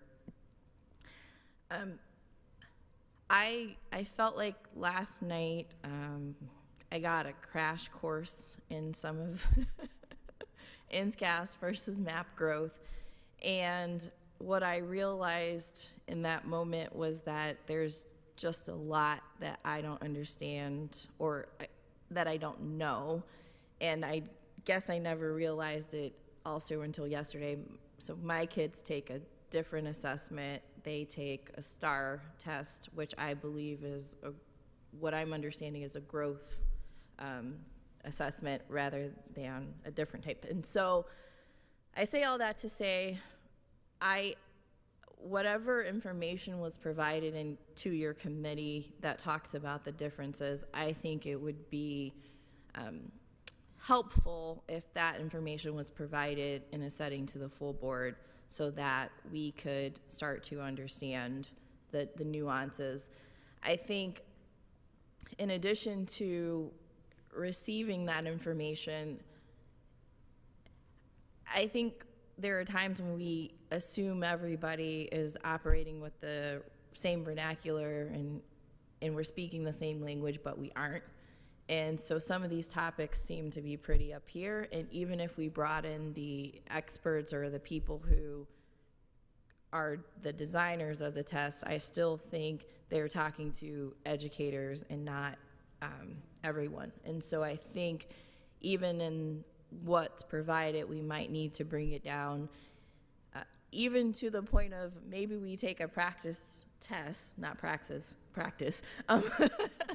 just to see, what is this showing? What are the differences? What are we looking at?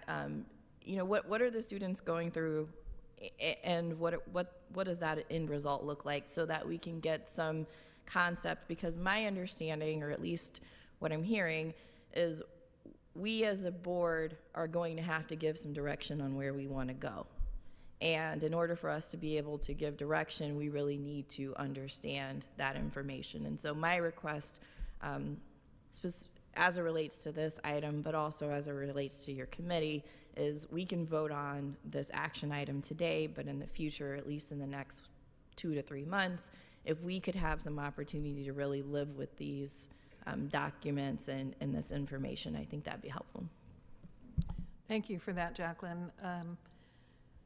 Deputy Commissioner Friesen and I have spent some time talking about that we really need for board members to have an assessment 101, right? To really understand assessment terminology, to be able to distinguish between NSCAS growth model. There's lots of terminology, but certainly, again, as you're mentioning with the TAC portion of that, I had commented to Deputy Commissioner Friesen that those are experts, and a lot of times when you have expertise, you make the assumption that people understand what you're saying, and so it's really going to be important for us to even have some conversation or instruction about what do you mean by standard error measurement, right? What do you mean by this corrupted the results? What does that really mean? So again, as you're pointing out, if we're going to make policy decisions, we need to have the background information as a starting point and then build from that.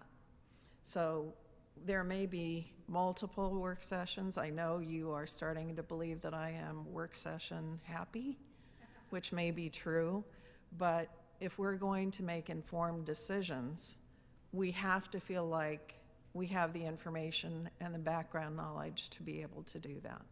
So thank you for bringing that up. Any additional discussion? May I add a comment? Sure. I totally support that. I think we talked about that work session in supporting that. I also would encourage us on the evaluation committee to visit with our local directors of teaching and learning. I met with one last week, and it just started to chip away at my lack of knowledge, but I'm starting to see the picture a little bit more fully, and so I would encourage us to do that. Thank you. Other discussion?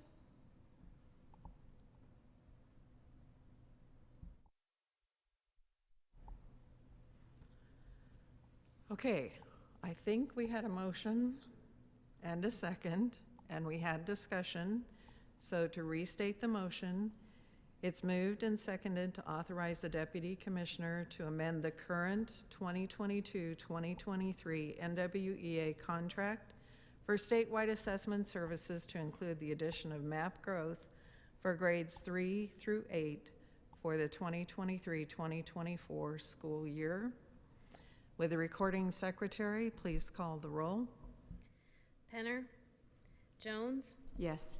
Fricky? Yes. Neary? Yes. Goebbels? Yes? Morrison? Yes. Tegmeyer? Yes. Coe-Johns? Yes. 7 yes, 1 absent. Thank you. The affirmative has it, and the motion to amend the contract is adopted. Is there any discussion relative to the ESSA plan that Deborah mentioned in her committee report?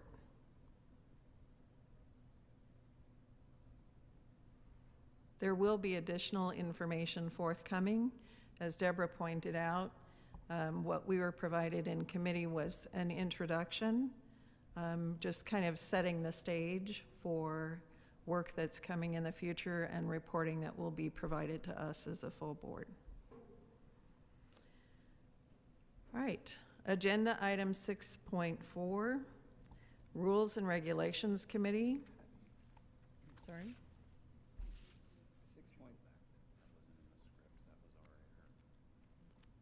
6.3, okay. C.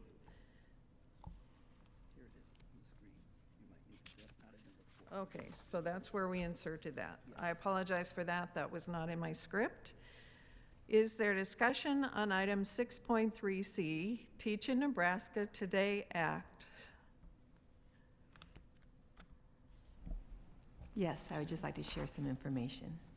Okay. For the sake of the public and for those of you not on the Planning and Evaluation Committee, I'll give a little background information on this.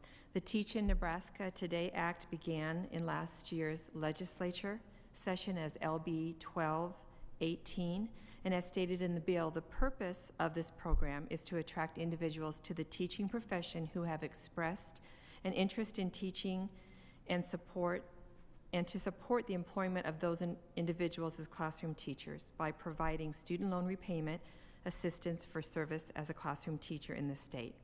Applicants may receive up to $5,000 per year for a maximum of 5 years. The NDE is to administer this program. Dr. Vargas and Mr. Carr provided our committee an update on this program's status. They reported it is on track to be rolled out with applications due June 10th of this year. Within this month, NDE will be disseminating information to education and entities, and will have information posted on the NDE website. So we thank NDE for this update. I requested this because during the month of January, I had several individuals and an education entity ask me the status of this, and I did not know. So I read up on the bill, but I did not know the status. So thank you to NDE for updating us on that. Yes, and thank you, Sherry, for bringing that to us. I mean, it's clear when people are starting to ask that there's interest, and that's a really good thing, right? This is a great opportunity for teachers, so thank you for bringing that to us. All right, I think now we're ready for Chair Elizabeth Tegmeyer to provide a report from the Rules and Regulations Committee. The Rules and Regulations Committee reports on the February 2nd, 2023 meeting. Members present were Chair Elizabeth Tegmeyer, Vice Chair Jacqueline Morrison, Patsy Kojans, and Kirk Penner. Our committee discussed the rulemaking process and the committee's involvement in rule revisions. The committee directed staff to send members of the committee information about the current agency processes on rulemaking and draft revisions to those processes, including the role of the board and the role of the committee. And I did check my Outlook, and so committee members, we've already received that. NDE staff provided an overview of the proposed revisions to Rules 10 and 14, for which there was a hearing on January 31st, 2023. The proposed revisions and an overview of the revisions are provided for board member review. The committee recommends the revisions for Rules 10 and 14, and they are on the agenda as an action item at the March 2023 meeting. NDE staff also provided an overview for the proposed repeal of Rule 23, for which there was a hearing on January 23rd, 2023. As this is a proposed repeal of a rule, I, as the committee chair, will be consulting with our board president and deputy commissioner to ensure that we have appropriate stakeholder input. At this time, the committee is recommending the repeal of Rule 23, as it will be an agenda item, an action item at the March 2023 meeting.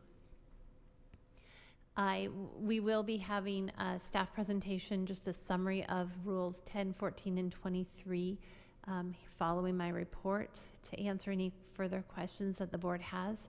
And then also, we as a committee received an update on plans for potential revisions to Rules 20, 21, and 24.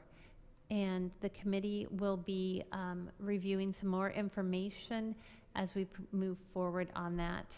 And those potential revisions to the rules will be provided at a board discussion in March.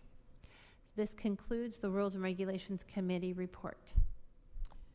Thank you, Chair Tetmeyer. Are there any questions for the committee chair?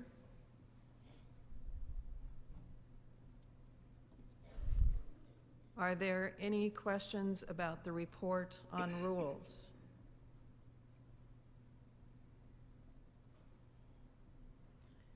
Is there any discussion on items 6.4B, 6.4C, or 6.4D related to the proposed rule revisions and repeal? President? Yes, Elizabeth? So I've asked Mr. Dirksen to come up and just review the Rules 10, 14, and 23 and the hearings that were held on Tuesday of this week. Thank you. Welcome, Brad Dirksen.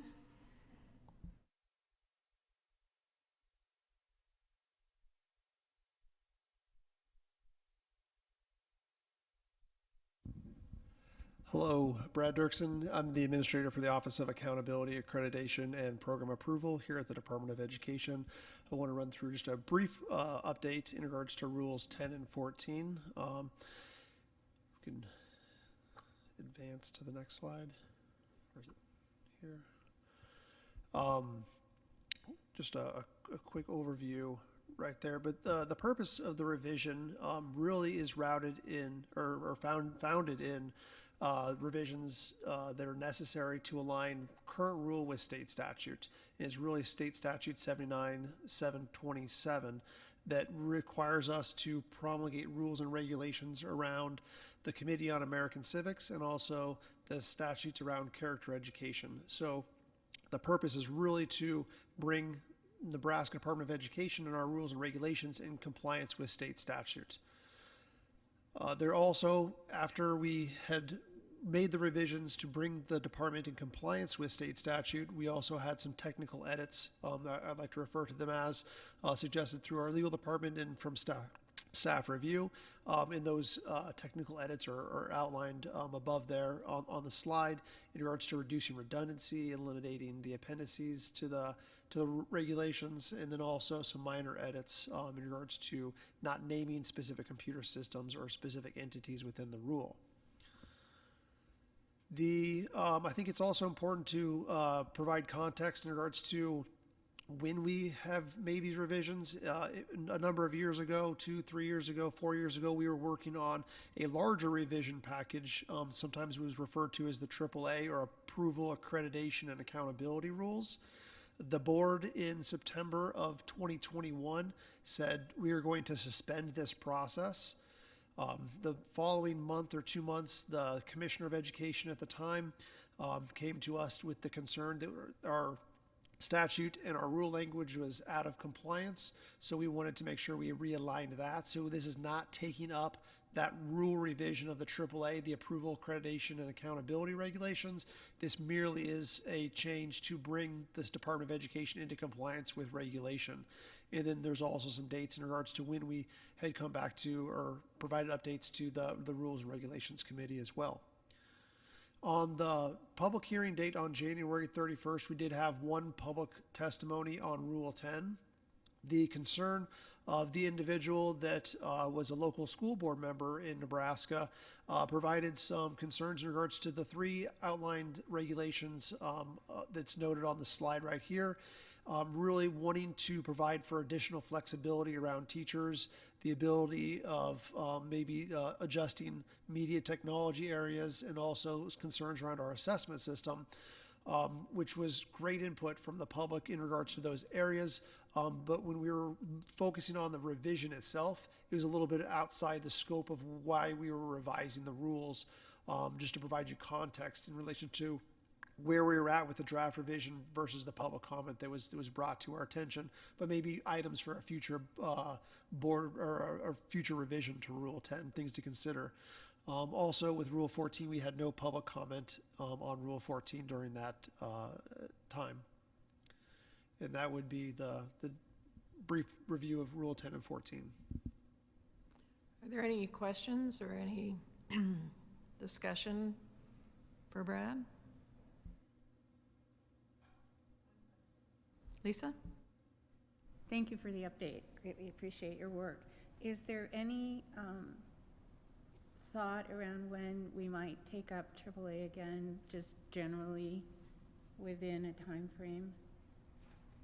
To me, that's the discretion and the work of the board.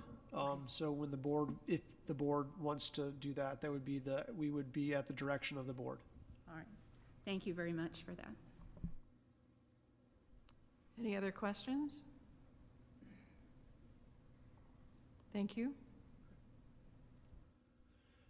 Should we advance to 23 here? You mean to talk 20? Yes, please talk about Rule 23. Sounds good. Thank you very much.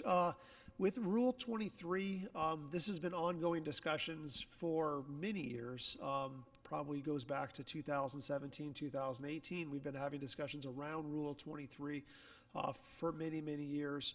But really a quick overview of basic skills competency. It is a maximum requirement as outlined in the state statutes, specifically 79809.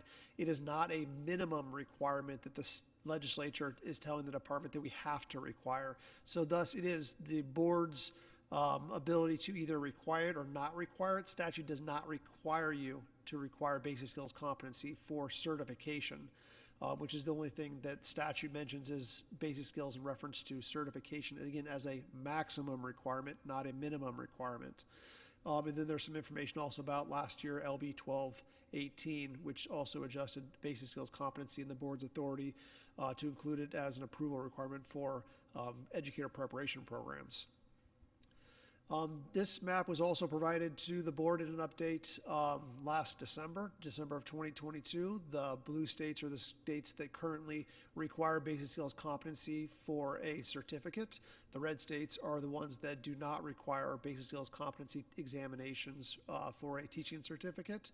And the tan or orangish colored states are ones that require for educator preparation program approval, entrance, admission requirements, which is not an option because the state legislature took that authority away from the board, or said that we do not have the ability to mandate that as a requirement for ed prep. So it just gives you a countrywide or a U.S. map of kind of what other states are doing as well. This was the proposed timeline that we discussed, or that was discussed, the committee discussed in regards to future actions, a potential board vote in March. And then we also, at the January 31st hearing, had great input from stakeholders. We had 9 proponents of the repeal of basic skills competency. And as you can see on the slide there, there's a wide representation. And I would echo that the representation that you will see in the transcript of the public hearing that you'll receive, and also will be posted on our website, a recording of that hearing. You'll be able to hear a lot of the things that the department staff has heard over the course of the last couple years. And I think that the testimony was very representative of what we've heard in regards to the support for the repeal of Rule 23. And that would conclude a brief update of Rule 23 process. Are there any questions for Brad? I actually have one. You mentioned that the public hearing is available on the website. The public hearing draft is available on the website currently. It has been our proposed, or our current standard operating procedure to post those recordings onto the website. Right now, we're in process of getting that posted to the website. So it's not available as of right now, but hopefully within the coming days, it will be available, yes. Okay, and where would that be located then on the website? It is, it's off the main page. There's a legal area with, it's education.ne.gov/legal. And then there's a section where it provides for testimony, a rule hearing testimony. And there's videos and audio recordings of many past rule hearings on the website. Okay, great. Thank you so much. Welcome.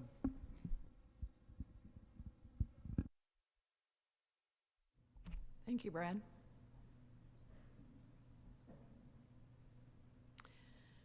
The next item of business is special committee reports. That's item agenda 7. As the chair of the Ad Hoc Search Committee, I will provide a report. The Ad Hoc Search Committee reports for its Monday, January 30th, 2023 meeting with McPherson and Jacobson Consultants. Committee members present were Chair Patty Goebbels and Jacqueline Morrison. The consultants reported as of January 30th, 2,500 stakeholder survey responses have been submitted, with 50% of those approximately coming from respondents in Douglas, Sarpy, and Lancaster counties. The stakeholder survey will close on January 31st. As soon as the survey data is analyzed, it will be shared with the Ad Hoc Search Committee and the State Board of Education. March 2nd is the deadline for applicant submissions for the commissioner position. 2 applications have been received thus far, with anticipated activity occurring around 72 hours prior to the submission deadline. On or about March 10th or 11th, McPherson and Jacobson consultant Walt Cooper will send board members a link to a secure folder of commissioner candidate documents. McPherson and Jacobson prefer this method to maintain confidentiality and security of information. It is imperative that the board members not share any information on or about candidates. If board members have questions, you're asked to please contact the committee chair. 5 state board members have submitted commissioner finalist interview questions. Interview questions must be submitted to the chair of the ad hoc search committee by February 17th. Board members will then receive a poll to rank submitted questions. The ranking data will be used to develop the set of questions to be asked by board members during interviews. The ad hoc search committee will review the draft interview questions during their meeting on March 14th. During that meeting, they will also narrow the list of candidates to identify finalists for the commissioner position. An NDE staff group will interview the commissioner finalist candidates and provide feedback to the ad hoc search committee and the State Board of Education. Consultants will work with the staff to identify the process for selecting group members, designating a chair, assisting in the question development, and providing an interview orientation. The next meeting of the ad hoc search committee is February 22nd. This concludes the committee's report. Are there any questions of the committee chair? Elizabeth? So I have two questions. First of all, you mentioned in your report that the commissioner candidate documents will be available for all board members. Is this all candidates? Yes. So we will see every candidate who applies? Yes. Okay, that's my first question. And my second one is, I'm not a member of the ad hoc committee, and so my question is, how will I be able to weigh in as you narrow the list of candidates? That responsibility is left up to the search committee. However, if you have information that you want to share, you certainly, because you will see all candidate documents if you choose to do that, certainly I would suggest that you provide any information or thoughts you have to me as the committee chair. Okay, and but the search committee is responsible for narrowing the candidates. Okay, all right. And can you tell me the members of the search committee? Refresh my memory. Yes, the search committee members are Jacqueline Morrison, Patsy Kojans, then Ryan Four, and Brian Halstead also meet with our committee. You're not a committee member, you're just, yes. Sorry, you asked for members. I extended that to staff who also attend. Thank you. Jacqueline? I guess, can you hear me? Is it on? In the past, I've always thought that committee members were chosen for committees as representative of the full board. And so I've always operated that if you have concerns or questions about what's going on with the committee, individuals wouldn't have to go solely to the committee chair, but to any member of the committee to express those opinions and thoughts that you have.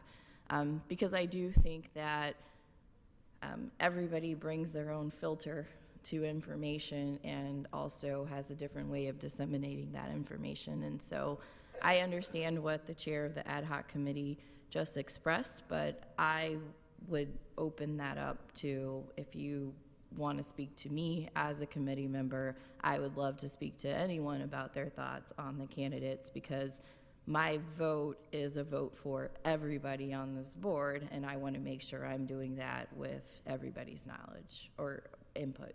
So, Yes, thank you for that, Jacqueline. I guess I'm referencing back to when we organized the committee to try and make sure that we wouldn't end up with confusing communication, that questions be directed to me, but that was at a little bit different point in the process than where we are now. So thank you, Jacqueline, for that, because I agree. I certainly welcome any board member who has thoughts about a particular candidate to share that with any committee member. So thank you.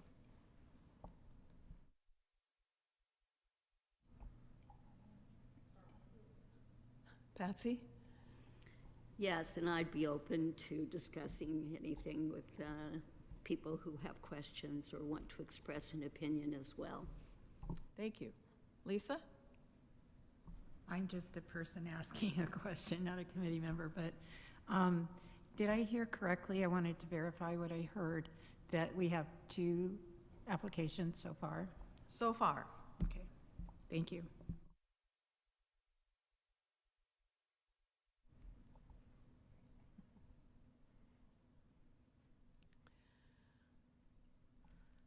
We are at 11:30. Jacqueline? did you, and you might have said this, notify board members of when they need to respond with their questions, but then also talk a little bit about how those questions will be compiled. We had some of those conversations, which I think are important. And then also the staff component of the interviews. I don't know that we've communicated that with the full board, but I do think that that's important as well. Okay. As a committee member, I guess I would ask you as a committee member just to share some of that conversation, and then I'll jump in if you'd like to do that. Sure. So one of the, so currently we're receiving questions from from board members of questions that would be asked during the interview process.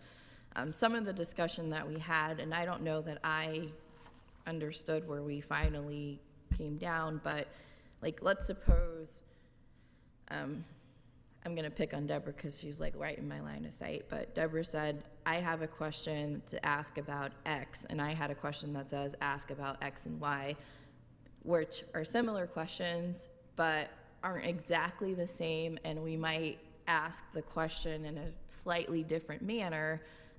How are we going to start to narrow down those questions so that we're not redundant, but that we're also making sure we're not asking, but every board member feels like the question was asked in the way that they would want it asked. And so we were having some of those conversations with the consultants, and I think that's just going to be really important to figuring out, that. The other part we were discussing is that staff will also have an opportunity to interview the candidates, but as it is conceived right now, I don't think that board members would be present in those interviews. It would just be staff, and staff would have an opportunity to ask questions of the candidate. At our last hearing, I don't think that the staff members who would be present had been identified, but so some of that conversation was occurring.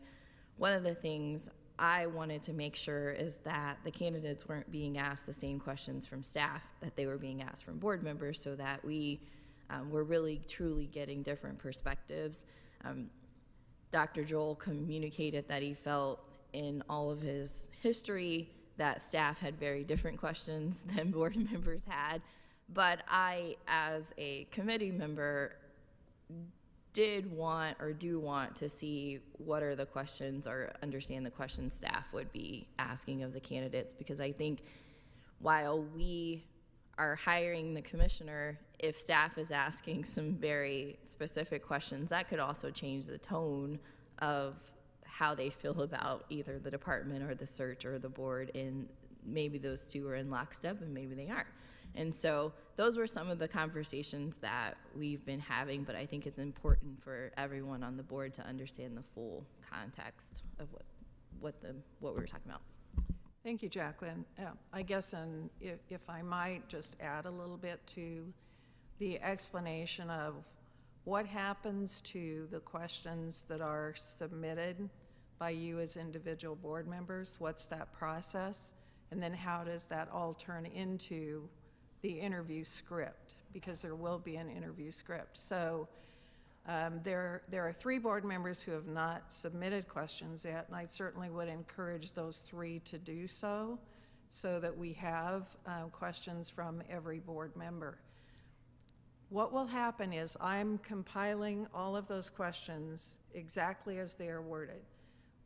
In the direction to write questions, the first suggestion was to write questions that are related to the criteria, the qualifications that we as a board identified.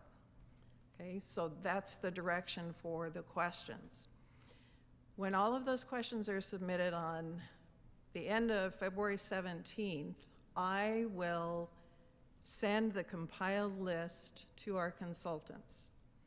Okay, what I've asked that they do is then when they have a chance to look through those and put those into some kind of a doodle poll or some kind of poll, to send those out to us, because I anticipate there will be more questions. You know, some board members submitted more than 2 or 3. So I didn't narrow those down, because clearly those were all questions that particular board member believed are important. So I will send that entire list to the consultants, worded exactly as they were sent to me. In that poll then, the consultants may wordsmith those a little bit, but they will send questions back to us and ask us to rank those questions. Because in an interview, there won't be obviously enough time to ask all the questions that we had. So they want us to identify what we perceive to be the most important questions. Certainly as they, as consultants, put our script together, they will have some standard questions that are asked in any interview. So that will take up some of that interview space, so to speak. So once they get our rankings, then they will use that information to try and tweak some questions. They may reword some questions, and they do it with the notion that they are trying to construct questions that, number one, are appropriate, but that are effective in getting to answers in an interview. We have put that responsibility on them to help us do that. Then those questions, and we as a search committee will review those questions. There will then be a script.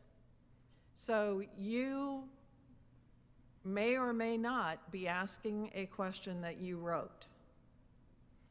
There will be a script, and it will designate board member and what question that board member will ask, and so on.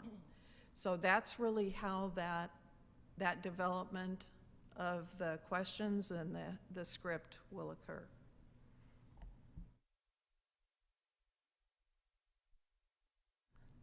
Any additional questions, discussion?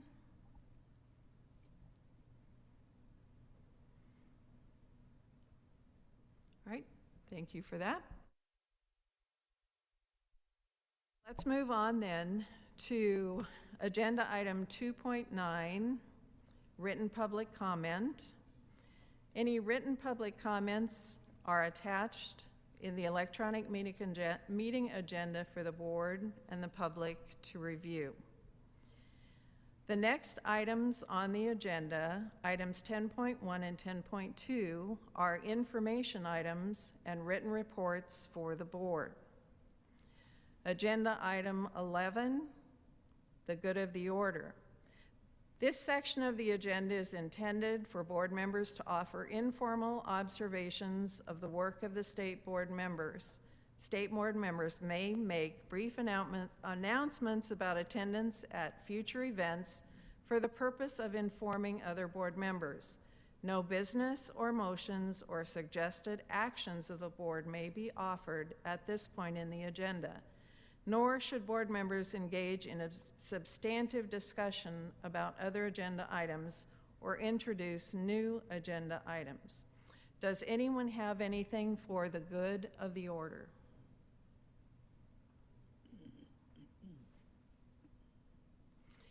I would like to just let board members know, if you're not already aware of it, that NASB, the National Association, has upcoming a legislative conference. That conference is being held in Washington, D.C. on March 19th through the 21st. Registration for that conference is open. I believe I've seen that 2 members have registered for that conference thus far. If you're interested in that conference, you can find registration information at the NASB website about events. You can submit travel requests just as you do for other travel and so on. That conference addresses both statewide as well as federal legislative issues. And this year on their agenda, they are providing an opportunity not only to schedule Hill visits for attendance, but also, if there is an interest, to meet with a higher level Department of Education staff on a particular topic. So if you're interested in legislation, this is a really wonderful learning opportunity.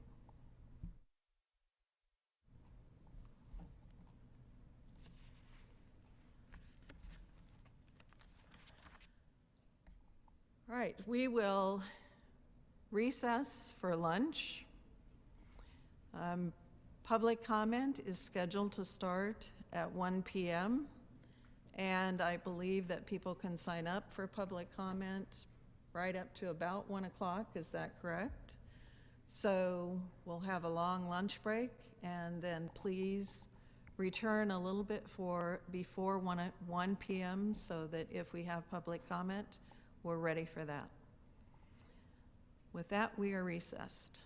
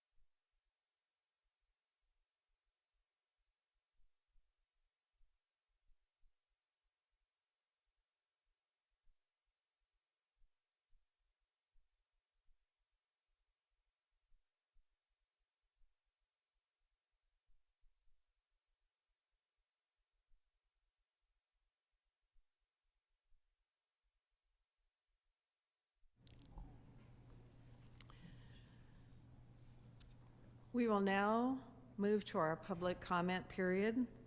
Public comment may be available to any person who wishes to address the State Board on any subject within its authority, including items appearing on the agenda, except for contested cases. Up to 2 hours will be allowed for public comment period. A majority of members present and voting may also take action to allow or terminate public comment at any time during the meeting. Please note that public comment should be on topics related to the work of the State Board's constitutional and statutory authority. Those wishing to speak must be signed in at the table outside of the meeting room. Persons speaking to the board during public comment should state their name at the beginning of their allotted time. Anyone refusing to be identified will be prohibited from speaking. Each person may address the board for up to 5 minutes. A majority of members present and voting may take action to reduce or extend the amount of individual time allotted to all speakers. If at any time persons appearing before the board exceed the time limitations set forth in this policy or on the agenda or become abusive or threatening in language or behavior, it shall be the responsibility of the president to determine what is out of order. The president may refuse permission to continue to address the board. We have 2 public comment cards submitted.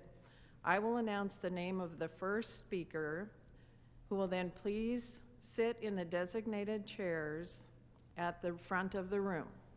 We have 2 people here, so I don't think you need to move. I will call the first person up. You'd like to come up? Marilyn Hoskins. Sure. Thank you. Here to speak about the legislative bill that was just passed out of committee. It's Bill LB 298, and the title of it says, "This bill is an act relating to education to require collection and reporting of information regarding dyslexia in schools as prescribed, and to require the State Department of Education to make a report to the legislature." Reporting is really important in this case because it will enhance the accountability of dyslexic programming for dyslexic students, as well as accountability. I have 2 granddaughters that have dyslexia, probably a third one. So this is near and dear to my heart, and I'm going to pass this around because this beautiful older girl is the one that has severe dyslexia. And we suspect that the younger one has it as well. So I have these 2. I have a daughter in Nashville that has dyslexia as well. And as most of these children, they excel very highly in mathematics and science, dance, creative thought. They just have a difficult time decoding words on a page. And interestingly, in Nashville, where my other granddaughter lives, when they have a child in kindergarten or first grade that has difficulty reading, they don't require testing. They just assume that that child has dyslexia and get them in a program that will effectively teach them to read. The older girl whose photograph you're looking at is named Nora, and we first discovered that she had dyslexia when she was in 2nd grade and was not able to read. An accommodation was made for her with extra time with a reading specialist, but the curriculum was focused on sight reading, which research shows is totally ineffective in teaching children with dyslexia to read. In order to get an IEP for her, now this is before the legislation was passed that dyslexia was considered a learning disability, she was required to have a medical diagnosis, which you can imagine was extremely hard to find someone to do that. They finally, at her parents' expense, took her to Madonna Rehabilitation Hospital where they did test her. still no joy from the schools. So her parents paid for her to go to the Barclay Center for treatment for her dyslexia. And she learned a lot there. She learned how to memorize. She learned how to compensate. And just a few days ago, she testified in the legislature before the Education Committee, and I would like to read her testimony to you, if you don't mind. So I'm speaking as Nora Schmidt. It starts, my name is Nora Schmidt. My mom was just up here. I'm sorry, I'm a little nervous. I think this would be really helpful, and she's talking about the legislative bill when she says this. It was in 5th grade when I learned to read. 5th grade. In 5th grade when I was fully, I'm sorry, in 5th grade when I was fully learned how to read a book a 1st grader would learn to read. In 5th grade, she was reading at a 1st grade level. I still struggle really strongly with writing and reading, but it's also really hard when people don't know what it is, because when they put you in a room where everyone is or is advanced and feels like if they're advancing, they're learning and they know what they're doing. And I would just be too embarrassed to say anything because I didn't know how to spell or to read. She's in 5th grade. We would have weekly spelling tests. I would get over half of them wrong. I would study really, really hard. Oh gosh, I'm so sorry. And when I got my first IEP, they would pull me out of class and out of personal reading time to go and read to me to see what I could do. They said I was improving a lot, but I was faking it. She was faking it because I understood what was going on and I was guessing throughout it all. I think this bill would really help a lot, and I wish I had the opportunity to have that when I first found out that I had dyslexia. So, the words of that beautiful girl. Time.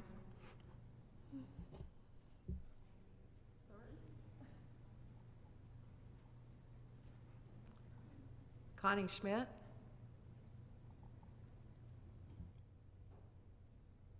Good afternoon. It's great to be here and have this opportunity to kind of show you how it affects a family. And I am the other grandmother of the picture of those children that that Marilyn just passed around. So what Marilyn, we are very emotional. So as grandmothers we're not going through the classroom, we're not sitting there with our peers, and we're not ostracized. And it affects us. And we just need to change something. We just need to do something about this. We have no idea how many children this might affect in the state of Nebraska.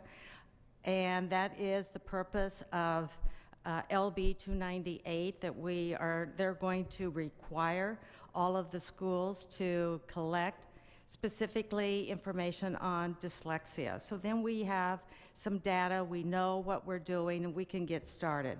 So this will help the teachers, this will help the community. These are high-achieving young students that they just want to know how to read. That's all they want to do. So I would encourage you, when you are interviewing candidates for the commissioner position, that you might ask what their experiences have been with dyslexia and learning disabilities, and what ideas they might have going forward. So maybe we can be a little stronger in this effort. So thank you very much for your time. Thank you, Connie.